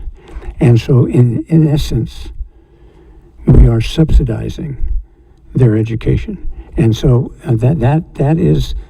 that's the sell that we would have to make to our taxpayers. Yes. Mm-hmm. And then we'll see who else wants to comment on it. So do primary homeowners pay school taxes? The businesses pay school taxes. And the businesses are suffering Yes. for employees? Yes. And second, homeowners are suffering for support services. So I'm not saying I want to be cognizant. The other thing is, I will tell you from a taxpayer standpoint, not me personally, but I think for a lot of people, under-enrolled schools are seen as a tax burden as far as the building, the costs of maintaining and running them. And so I think, again, we got to look at the numbers, and I defer to you on a lot of that, but I think there's an interesting discussion to be had because, again, if you are a primary homeowner, you're not paying the taxes anyways. So if this is a boon to businesses and increases business activity and you don't lose businesses to Savannah, it could be a net positive. Taxpayers are paying for the millions and millions of dollars that we are building. And so we can't forget that either. Okay, any more comments from board members? Okay. And I think I saw Ms. Lee, Dr. Lee, writing and capturing different things, so I've got all of this information, yes. thank you, ma'am. Mr. Chair, I don't mean to put you on the spot, but we skipped over board business. We went, because there's currently no board business listed, so you skipped over, but I didn't have a chance to pop in there before Dr. Carr started his committee report. He's always jumping the gun, I tell you. So my apologies, but because of the motion that was made to start the policy committee, the board has to vote, as the current policy states, the board has to vote on the committees. So we need to man the committee tonight so the board can vote on it. So that would be new board business tonight based on the motion that was passed. So we need, now in the policy, it says that the chair can nominate but the board has to vote on it. The next time that we're together as a board is at the work session, which is I was hoping to have this committee stood up before then, because we made the motion tonight, stand it up immediately. So we need to man that committee tonight and vote on it. I am concerned about that. We've had the opportunity as chair to staff that committee the full year of 2026. And I think part of it is understanding who has a commitment about that particular topic, who has the time. A lot of us work, got families, they travel, et cetera. So I would prefer, again, to be very methodical and go back and allow every member of the board to say, I'm interested, so that the chair can make a nomination and then vote on it. I don't think it's a necessity to vote on it tonight, although it would be good if we could do that. I think it would be premature and kind of early. I disagree. The motion was made to stand up the committee immediately. The next time we're together is for, and the motion was voted down to wait until the work session. So the will of the board is to stand up the committee immediately. I mean, we can take volunteers or we can do whatever, but I do not feel that we can prepare for the work session until we stand up the committee meeting. I don't mean to keep beating a dead horse over this, but I believe that we need to vote on it tonight. Yes, Respectfully, I think that both of you can get what you want. I think, Mr. Chairman, I think that if you could get with people after tonight's meeting, and that you could possibly send out an email to in terms of how we've had, I guess, current practices in terms of you've let us know who's going to be on the committee. I think you can talk to everyone tonight, and you can send it out between now and whenever next week or whatever, and that will still should be suffice. Being that would be before the next meeting that Mr. Ney is talking about. So I think that right there would take care of both of y'all, both of your concerns. I mean, if I'm not sure how you both feel about that, but I think if you would just see how basically who's interested, and then you would have time to make that decision and see what's everyone's availability, because everyone's not even at the meeting tonight. So there's still some members that you may need to check with and have conversations with. So I think that would be more suffice, where you give everyone the opportunity who's not here, who's not in person tonight, respectfully. Of course, defer to the chair, but I think this is, the board is, again, I defer to the chair, but the board made its will known tonight, I think. Okay, and you also noted that the chair traditionally has nominated people for the committee, so I'm happy to continue that role. I think one of the things is, and let me share with those that are listening and board members here, when I was elected chair, I reached out to every board member on the board and asked each one of them, what did they want to do? What was their preference? What were they willing to actually expend energy to engage on? Not everybody answered the email or the text message, and I just took that as that was their tacit way of saying, no, don't want to pursue it.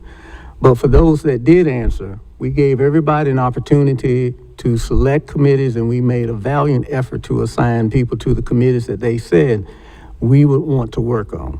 I am very comfortable with that, what you're referring, Mr. Smith, reaching out. I've done it before. Every occupation I've ever had, I ask anybody who exhibits any scintilla of interest in a different assignment, so no one can say they didn't get a chance. Everyone gets a chance, but you have the opportunity to say no. So if you're comfortable with that, I'm happy to do that, expedite it, and then come back with nominations for the board, for the committee that the board can vote on. Is that okay? Sure. That work? Okay. All right. Yeah, I agree. Thank you. Next item. I better keep my glasses on too. Okay, Magma Math. Yes. Thank you, Chairman Dallas. Thank you, ma'am. Tonight, to begin our superintendent's report, we have Dr. Stratos and members of the Extreme Team to share on Magma Math. Dr. Stratos? Thank you, Dr. Lee. So board members, I do want you to recognize we do have part of the Extreme Team with me, and I do want to take an opportunity of introducing the membership. I feel her, but I don't see her. There she is. To my left, Dr. Mona Lisa Dixon, Executive Director. She manages mathematics and science for our division as well as our district. Standing directly behind me is Sharon McMahon. She's our keeper of elementary math, and right behind me to my right is Rachel Roth. She is our secondary math genius. This team of individuals, the dedication and work that they put forward is not from here, it's actually directly in these classrooms, and I do want to bring that forward. This past year, as you will see in the executive summary that's shared with you, we hosted a pilot of Magma Math for 8th grade. I recognize that our math scores right now are embargoed, so I will not go into great detail. This executive summary gives you a little narration of 2 teachers, directly a citation from them. But I do want to bring some points up to your attention. In your executive summary, share with you, if you see the screen, one thing that Magma Math allows you is that you, as an educator, either by having large screen in the classroom, circulating in the classroom, or you being able to do small group work, allows that teacher to see what the student is doing, to see in process that thought process of our students as they're solving equations. At its core is what Dr. Dixon will share with you is CRA, conceptual reasoning, and then taking our students into abstract use of mathematical concepts. I am not going to be the person to be the math genius in the room. I let them know that I try to dive in math, but I know instruction very well. But I will share that from speaking with educators, the utilization in this pilot is the why that we're now broadening it into the middle schools from grade 6 through 8, including Algebra 1 and Algebra 1 Honors, will be also in our high school for those courses respectively. You go to the page, thank you. On the next page of your executive summary, I did provide you an opportunity for 2 vocabulary words. One item is productive struggle. You've heard us use it with you in the past. That is when we give a student an opportunity to solve a problem. Solve it. Now talk to me how you are doing the solving. Now let's go back and do confirmation of what is correct, or let's catch you on your logic. So I also know as an educator to reteach, because if I see a consistent logic error, that may come from the educator as well. And that's one of the good parts as well of utilizing Magna Math. Also, purposeful screen time. This is not in lieu of the educator. As if you have read the executive summary, I will share with you that the utilization will be at the opening and at the close of a lesson. It is not in lieu of the educator. It is to help introduce new concepts, and then it is to help at the close of the instructional lesson, so that myself as an educator, I have ongoing information what is happening in my classroom. I provided you with some facts with regard to Magma Math. That's on the bottom part of this page, and if you could look at page 3, also give you a slight update of how the utilization of Magma Math, or the state-supported software where CERN is also being incorporated. So it gives you pros of both and the utilization. I want us to recognize that CERN is also to be used as small group. It is not in lieu of the educator. The match happens with the educator. The support comes with purposeful use of assignments from our software. I didn't want to get into a large amount of detail with you. I gave you some information here on similarities and differences, and I would love the opportunity to put this mathematical information in front of you so you as board members can experience Magma Math.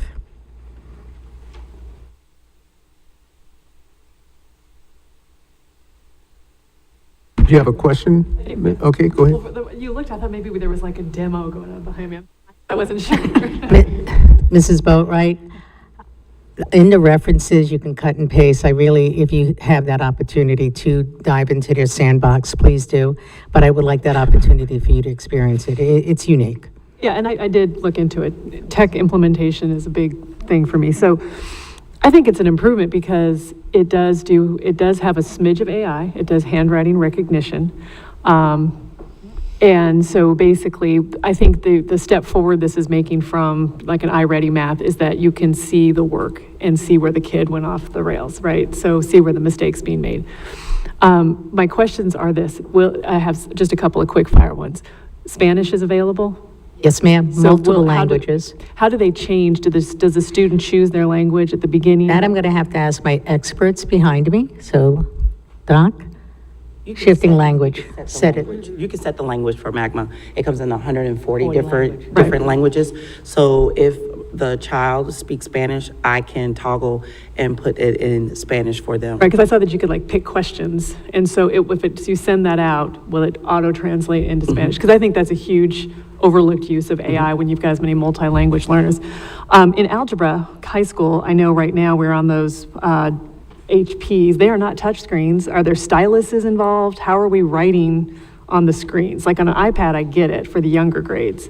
What is the hardware that's going to be required? And I think Mark's ignoring me on purpose. That would be the gentleman behind the pillar you're making reference to, ma'am? Again, finger. Pad, so their touchpad. Wait, Can you come to the Ms. mic? Roth, come onto the mic. They can use their touchpad on their computer that has like the mouse pad. They can write on that and it will recognize that. They can type, and then their screens are touch screen. So they can write on their screen. Are the screens touchscreen, Mark? The HPs? Yeah. Okay. Yeah. Because I think that could be a potential friction point, trying to write on screens. I mean, I don't know, if you've ever signed for a package, it doesn't look anything like your package. So I'd be kind of curious as to how the rollout of that goes, because I would think you would need some specific, like a stylus to make it really work. But I'm just saying that's something that I would want to know how that's working. And then, is it a per month, per student cost, or is it a district enterprise? I mean, how are we paying for this? At this time, yes, it is a cost. It comes out directly out of our education technology through my division. We budgeted for it, and at that budgeting, we cut back at other areas. And Is it a subscription model then, per student? yes, ma'am, yes, ma'am. Okay, Colonel Guy? This kind of hits me personally a little bit because I always thought that the math instruction that I had was math instruction in a silo. I did algebra, I did geometry, I did trigonometry, and I did calculus. And there was very little thinking. It was monkey see, monkey do in each silo. This is what I see with this, is this keeps the thought process, the mental applications, and how they cross between each of those silos. Is that what that's what it appears to be. Is that what I'm hearing? Colonel Geyer, sir, the reason I'm smiling because your commentary aligns with the new state standards as well, taking it into indicators application, not teaching math at isolation, having teachers work at that skill set of our students of how did you get here? And then how do we apply this? That's that abstract component of the CRA that I made mention to when I first started at the podium, sir. So yes, and it is a lot. Let's recognize this past year, we have new standards, new levels on assessments, which means we have to start looking at new tools to build in that capacity for student learning, but as well as our teaching, right? Teachers teach. So yes, sir. Any other comments from board members? Anyone there? Okay. They will not come forward to board members, seriously, thank you. And if you do get that opportunity to consider, I would have a demonstration set up for you. So thank you. Would you please? Yes. Okay. This Pastor Yes, Gordon, sir. I would like to have some. Ms. Pastor Gordon? Yes. Reading over the information, 25, 26 year, there was a pilot program for the 8th graders, right? Am I correct? Yes, sir. Yeah, was there any way to monitor the grade increase? Absolutely, It but I kinda has have to wait till some things are unembargoed. So the state right now has our data points. We have been reviewing items, and right now, we're in a position that I can't talk of any increases or shifts at academic performance as measures of math at 8th grade. Gotcha. Unfortunately. Okay. All right, Dr. Guaz or Pastor Gordon, you just had ask a question. Dr. Guaz, you have any questions? If not, we'll go to Mr. Smith.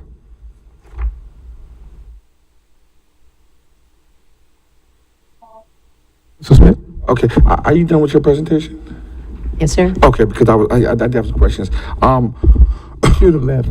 Well, yeah, I just thought you were still going. So, and one of my questions are, in terms of the, in terms of the math, back in the days, we used to have something called the parent university. Because the math, from understanding and talking to the parents in the community, the math sometimes the math is a little different than what it used to be. And so in terms of that, I think that would be good that when we have parent universities that we're showing these parents how this math work. I think because that would be an integral part of helping the parents teach or helping the parents assist the teachers in the classroom, because we all say, as it says, teaching starts at home as well. But if they don't understand it, or this is some new math to them as well, or it's kind of foreign, then I think that when we have those parent universities and get back to those things, that will also that would help us in terms of a district in terms of the results that we're getting. So that's something I wanted to put out there too. And then also in terms of using the tools, I was around some parents yesterday and we were talking in terms of actually we were talking in terms of actually math and English, and what the discussion was. Are we using any textbooks on any subjects right now? The textbooks are available electronically, sir, and we also, when necessary, if it's written specifically through a 504 an IEP, or parental request as accessibility to a hard copy of textbooks as well. But we'd have to recognize the predominant amount of the publishers today publish their texts electronically. Consumable material are hard copy, and we utilize consumables as well. Right. Well, and the reason why I'm asking that in terms of whether we use textbooks, she looked at me like, where you going, Ms. Smith, with that? Is because when we talk about the point that some of my colleagues were just making in terms of being able to compete and keep students in the chairs. I asked a parent, why did their child go to one school? And the parent was saying, well, the difference is that my child used their school. They use actually textbooks, and so I said, well, in the district we use textbooks, and your kids can go out and get books and read books at the library as well. And so me asking that question is to get the understanding, make sure that I know that I'm being educated, I'm putting out the right thing. But this is the time to be clear about it and understand whether we're still using textbooks or not, because that was one of the parents' arguments, is that I want my child to be able to use textbooks in terms of math. When my child bring that textbook home, I can look through that textbook and read through some of it myself and help them out with it. So that's the point of me asking that question. That's where that question is coming from. That's what the teeth of it is. Thank you. Thank you, Mr. Smith. May I just bring a point forward? Because, Yes, ma'am. Mrs. Smith, you're driving the bus to what's happening with publishers. Research is showing that the utilization of a hard copy does have greater student achievement. So publishers are going through a shift in many states on their textbook adoption, as Dr. Dixon has also shared. It's looking at both now. So they recognize that it's an incurred cost to the states, and states have to shift their buying power, because the states do have buying power when it comes to textbooks that we utilize in the schools. But there is a shift nationally, actually globally, into touching that tactile component, sir. So yes, thank Thank you Chair. very much. Yes, sir. Thank you all. Thank you, Dr. Stratos. Also, under other matters this evening, we have information from the opening day. On Friday, July 31st, we brought our staff members back to Bluffton High School and had an exciting day with professional development. I wanted to take a moment to thank several people. Bluffton High School, obviously, for hosting. We also had Bluffton High School and May River High School Junior ROTC assisting with parking. It took a lot to get all of the people there and in to start at 8:30, but they did an excellent job, so thank you to them. We also, all of our departments worked together to make sure this day was successful, but special thanks to Stacy Cleveland, Michelle Sackman, and Karen McKenzie for working together to make sure our day was successful.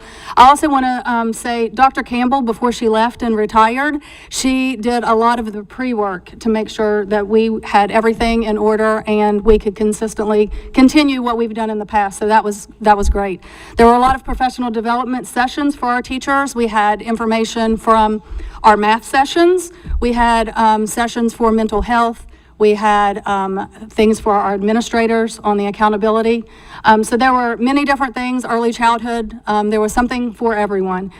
We also had our bands from each high school come together and perform, and that was amazing to think that they had not practiced together and they came and they were able to do a session together. It was excellent. So Colonel Geyer was there, and I don't know if he has anything that he wants to add. Colonel Geyer, do you want to add anything to that? I just mentioned to Mr. Ney that I wish Mr. Miller would have been there Yes. to see that, because it really was spectacular. It was. Did anybody record it so we can give it to him? I'm sure it was recorded, so we can make sure that he's able to see that. Yes.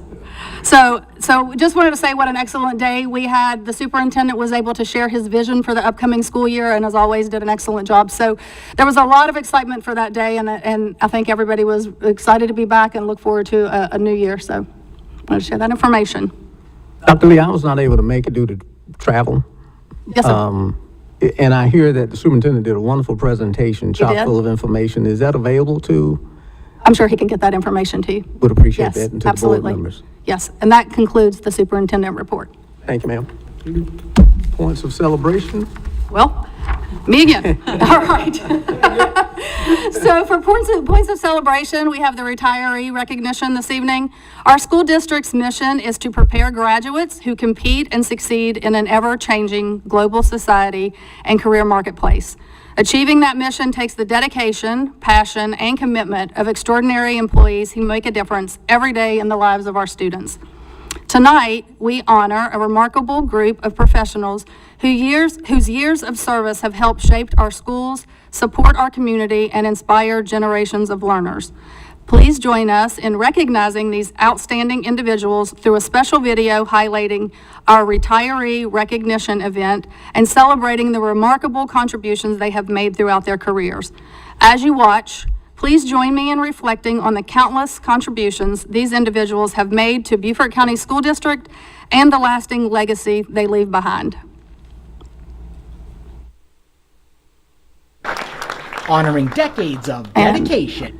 Believe the video's coming up. It's celebrating its retiring educators during a special ceremony at the Colleton River Club in Bluffton. At the event, each retiree was called to the front of the room and recognized for their years of service, commitment to education, and the lasting impact they've made on the lives of countless students and fellow staff members. I have been doing this education thing for 47 years, 27 of them in Beaufort County. Before I left, I made a list. It was a poster of the things that I was going to miss, and then I wanted a poster of the things that I wasn't going to miss. Thankfully, the second one was smaller than the first, and I mentioned no names, but there are a lot of things I'm going to miss, mostly the staff.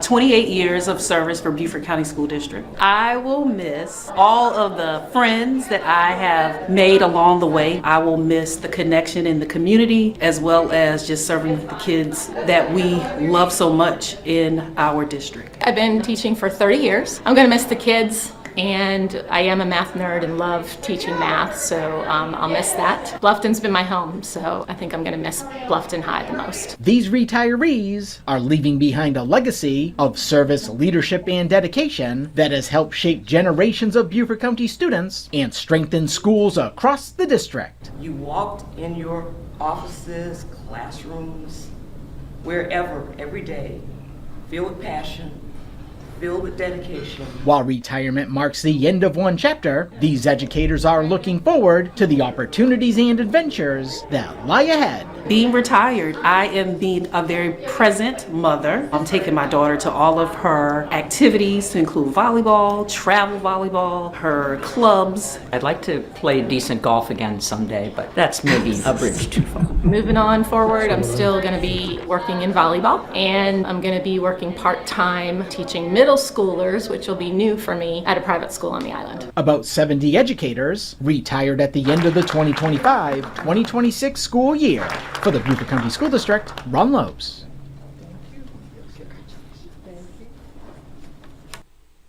It takes 90 seconds. So, on behalf of the Board of Education, our district, and many students, families, and colleagues whose lives you have touched, thank you. Congratulations to our Beaufort County School District retirees. We are deeply grateful for your service and wish you all the best in this exciting new chapter. And thanks the administration for the wonderful setting at that particular facility and the accommodations that were provided to the, I think it was 65 plus retirees that were there. So well done, very well done. All right, barring any dissent, is there a motion for approval of the consent agenda? So, All right, properly motioned and second, all in favor, aye? Aye. Online? Watts, aye.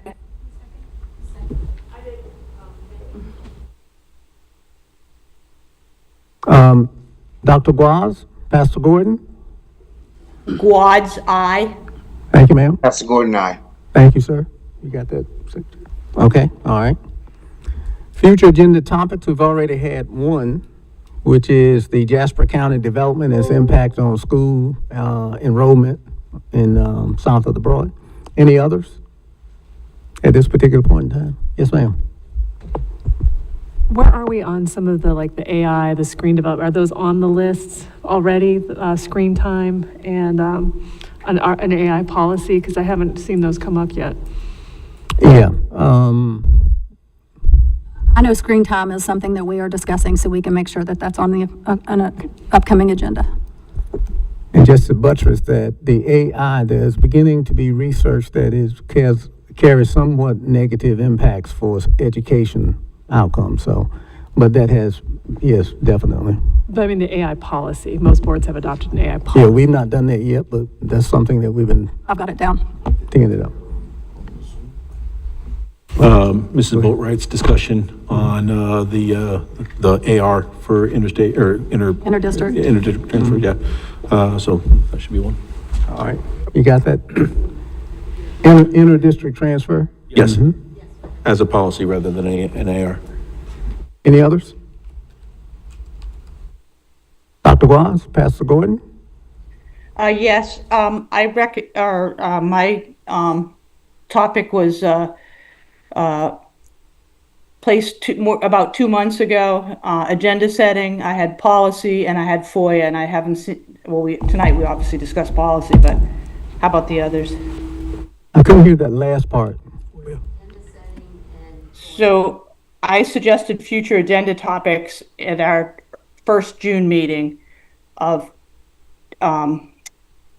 agenda setting, policy, and FOIA. We obviously discussed policy, or began to, tonight. What about the other two? Any that were raised, if they haven't been discussed, you can add them tonight. It's on the list. Yeah. So So I'm adding, but I'm saying it again now, 2 months later. Agenda setting is a topic, and then FOIA is a topic as part of that. Okay, so maybe I dropped the ball on this, but as I mentioned earlier, anytime I'm going to execute a change, it is legally explored and defended as being within the guidelines of the state, the school district, and what have you. So if I didn't communicate that, I will definitely, please accept this as communication that our current methodology of how we handle the agenda setting process and FOIA responses has been vetted by attorneys. We have gotten a written opinion. Happy to share that with the board. All right. Thank you, ma'am.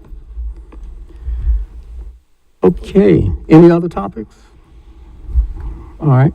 Announcements? Bless you. No, that was not. Can I make one of them? Yeah, go ahead. I would just like to speak to all the parents who have come up and talked to me and explain, we did not necessarily want to start the first day of school on Friday. It was a tough decision that had a lot of ramifications, and I'm happy to share why, but I know that there are a lot of people concerned as to why we started school on a Friday. It was so that you guys could have a better Thanksgiving break, and we are bound by state requirements. So just wanted to make that announcement. Okay, second public comments, any? Okay. Is there a motion to go into executive session? So moved. I move we, Sorry. Oh, we're eager. I mean, you, Go right ahead. Mr. Chair, I move we go into executive session for the purpose of discussion of employment matter regarding personnel ratification report pursuant to South Carolina Code annotated section 30, TAC 4, TAC 70A1. Discussion of negotiations incident to proposed amendment number 1 with McKnight Construction for the construction of Palmetto Early Childhood Center, early site package and earthquake drain scope of work, guaranteed maximum price.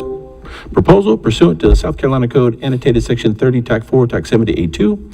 Discussion of negotiations incident to proposed amendment number 10 with Thompson Turner Construction for the construction of the new May River Elementary School playground, scope of work, guaranteed maximum price. Proposal pursuant to South Carolina Code annotated section 30, TAC 4, TAC 70A2. Receipt of legal advice related to pending legal claims covered by the attorney-client privilege pursuant to South Carolina Code annotated section 30, TAC 4, TAC 70A2. Receipt of legal advice related to Willow Run Ninth Amendment covered by the attorney-client privilege pursuant to South Carolina Code annotated section 30, TAC 4, TAC 70A2. Receipt of legal advice related to social media covered by the attorney-client privilege pursuant to South Carolina Code annotated section 40, TAC 4, TAC 70A2.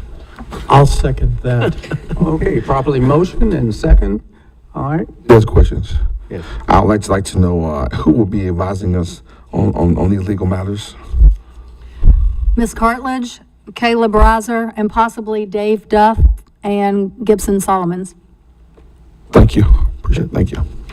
All right, wait, motion made. Vote, did we vote? We have not voted. We have not voted. Okay, all right. So we need to vote. Oh, yes, thank you, Ms. Cushingberry. Ms. Cushingberry, can you show that so everyone can see it and the two board members? The School Board Association wants us to, if we will, have a picture before this sign so that we can communicate it to the population that we're headed back to school and we are enthusiastic about it. So, will you sort of set up maybe when we come back in before we go into session, or should we do it immediately? It's up to you all when you want to do it. What do you folks want to do it? Get it out of the way? We got it right now. Okay. Sorry, photographer can go home, I guess.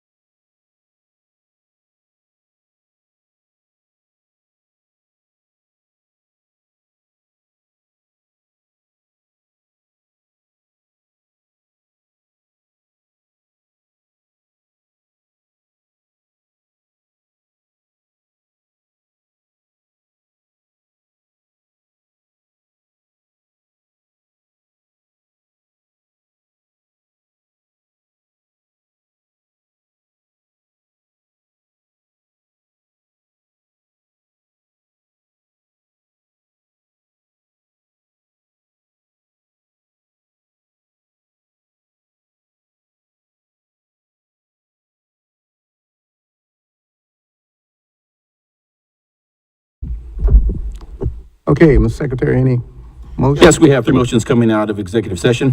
First, I move that the Board of Education approve the superintendent's recommendation for the employment listed on July 1st, 2026 through July 31st, 2026 personnel ratification report. There's a second? Properly motion and second. Mr. Chairman, I'd just like to say that unfortunately tonight, due to some different things that I've discussed in executive session, I will not be able to support this to support the ratification on tonight because I do have some concerns, so I won't be able to support tonight. Thank you. Thank you. All right, properly motion and second. All in favor? Aye, and raise your hand. Aye. Opposed? Nay. Mr. Smith? Dr. Guaz and Pastor Gordon?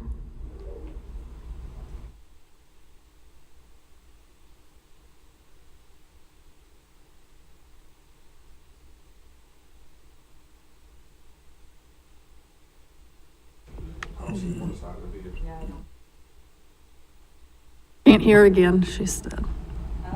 Can't hear again.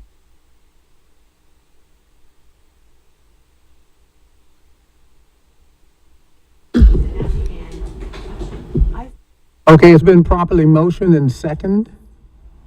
Do they need the motion again?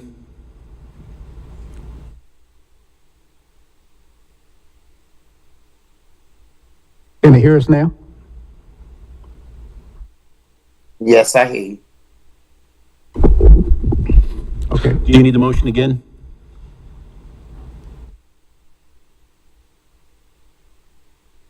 Pastor Gordon, do you need to hear the motion again, you and Dr. Guaz? I'm sorry, yes, I move that the Board of Education approve the superintendent's recommendation for the employment listed on July 1st, 2026 through July 31st, 2026 personnel ratification report.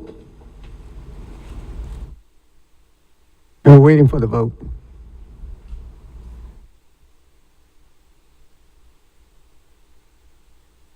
Pastor Gordon, aye.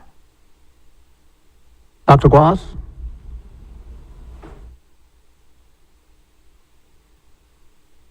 Absent? Well, she's on. Okay. All right, second one. I move that the Board of Education approve Amendment Number 1 with McKnight Construction Company Incorporated for the construction of the Palmetto Early Childhood Center Early Site Package and Earthquake Drain Scope based on the guaranteed maximum price of $6,452,413.97. Properly motion and second. All in favor, raise your right hand, say aye. Aye. Opposed? Dr. Guaz and Pastor Gordon. Pastor Gordon, What? aye. Yes, and I said yes to the other one, but I guess you didn't hear me. Thank you, ma'am, we got you. Got it. Okay. And last, I move that the Board of Education approve Amendment Number 10 with Thompson Turner Construction Incorporated for the construction of the new May River Elementary School playground based on the guaranteed maximum price of $852,312. All right, properly motion and second. I second the All, motion. it was, second by, Ms. Hay. All in favor? Aye. Opposed, online? Pastor Guad, Gordon, aye. yes. Okay. This concludes motions out of executive session. Okay. Yes, ma'am. I have some concerns about in executive session when staff brought forward an issue that you properly ruled out of order because it was not properly noted on the agenda. So I totally support and applaud that activity. On the other hand, exigent circumstances, if it will have an immediate impact that cannot be mitigated prior to our next meeting on August 21st. I do believe exigent circumstances exist in this. We could make a motion to go back into executive session and handle this, but it would require 2/3 vote majority. So I would like to make a motion to add an additional personnel item and to go back into executive session to hear an exigent situation. Okay, proper, is motion and, Okay. Well, my question would be,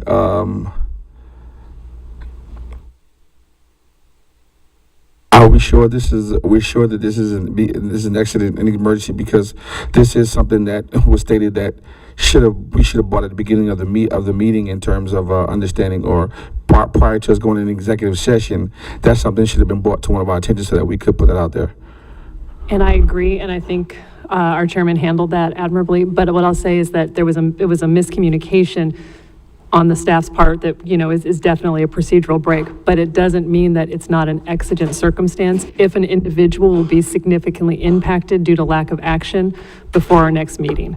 So even though it was not on the agenda, an exigent circumstance can rise within 24 hours, which this did not, or it can be that if we postpone taking action on this, there could be significant harm to an individual or to the district, and I think it falls into that second category. And I'll just say thank you for that information, and also just to the public as well. We do have the right to call emergency meetings if we see the necessary for a situation like this as well. FYI, thank you. Okay, Dr. Guas? I'm not going to say anything. I think voting what Ingrid has said is fine. Fine. The other thing, it possibly could fall under one of the listed categories already, such as receipt of legal advice for a possible claim. That is actually another way it could be addressed. But I honestly think Ingrid's way is better. Thank you. And are we having an attorney to assist us on this legal matter? Do we have any attorneys who will be assisting us on this? It would just be, Ms. Cartledge would be in the room. Okay, thank you. Okay. Or a 2/3 majority. Yeah. It's been properly motioned and second to re-enter executive session to address the exigent issue, and it requires a 2/3 vote of the board. All in favor, raise your right hands. Aye. Okay, how many is that? 6? Online. Then online? Wads, yes. That's Okay. Gordon, aye. Okay, so we go back in. All right. Robin, need your vote.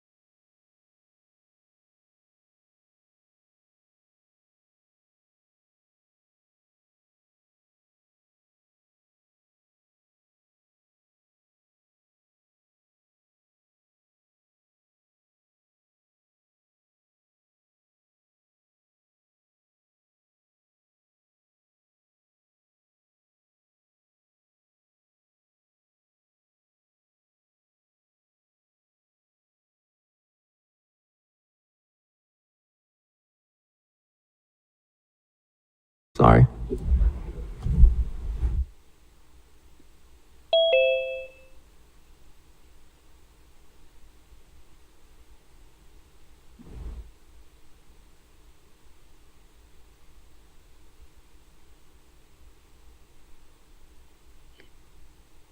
Okay, we've returned from executive session. Mr. Secretary?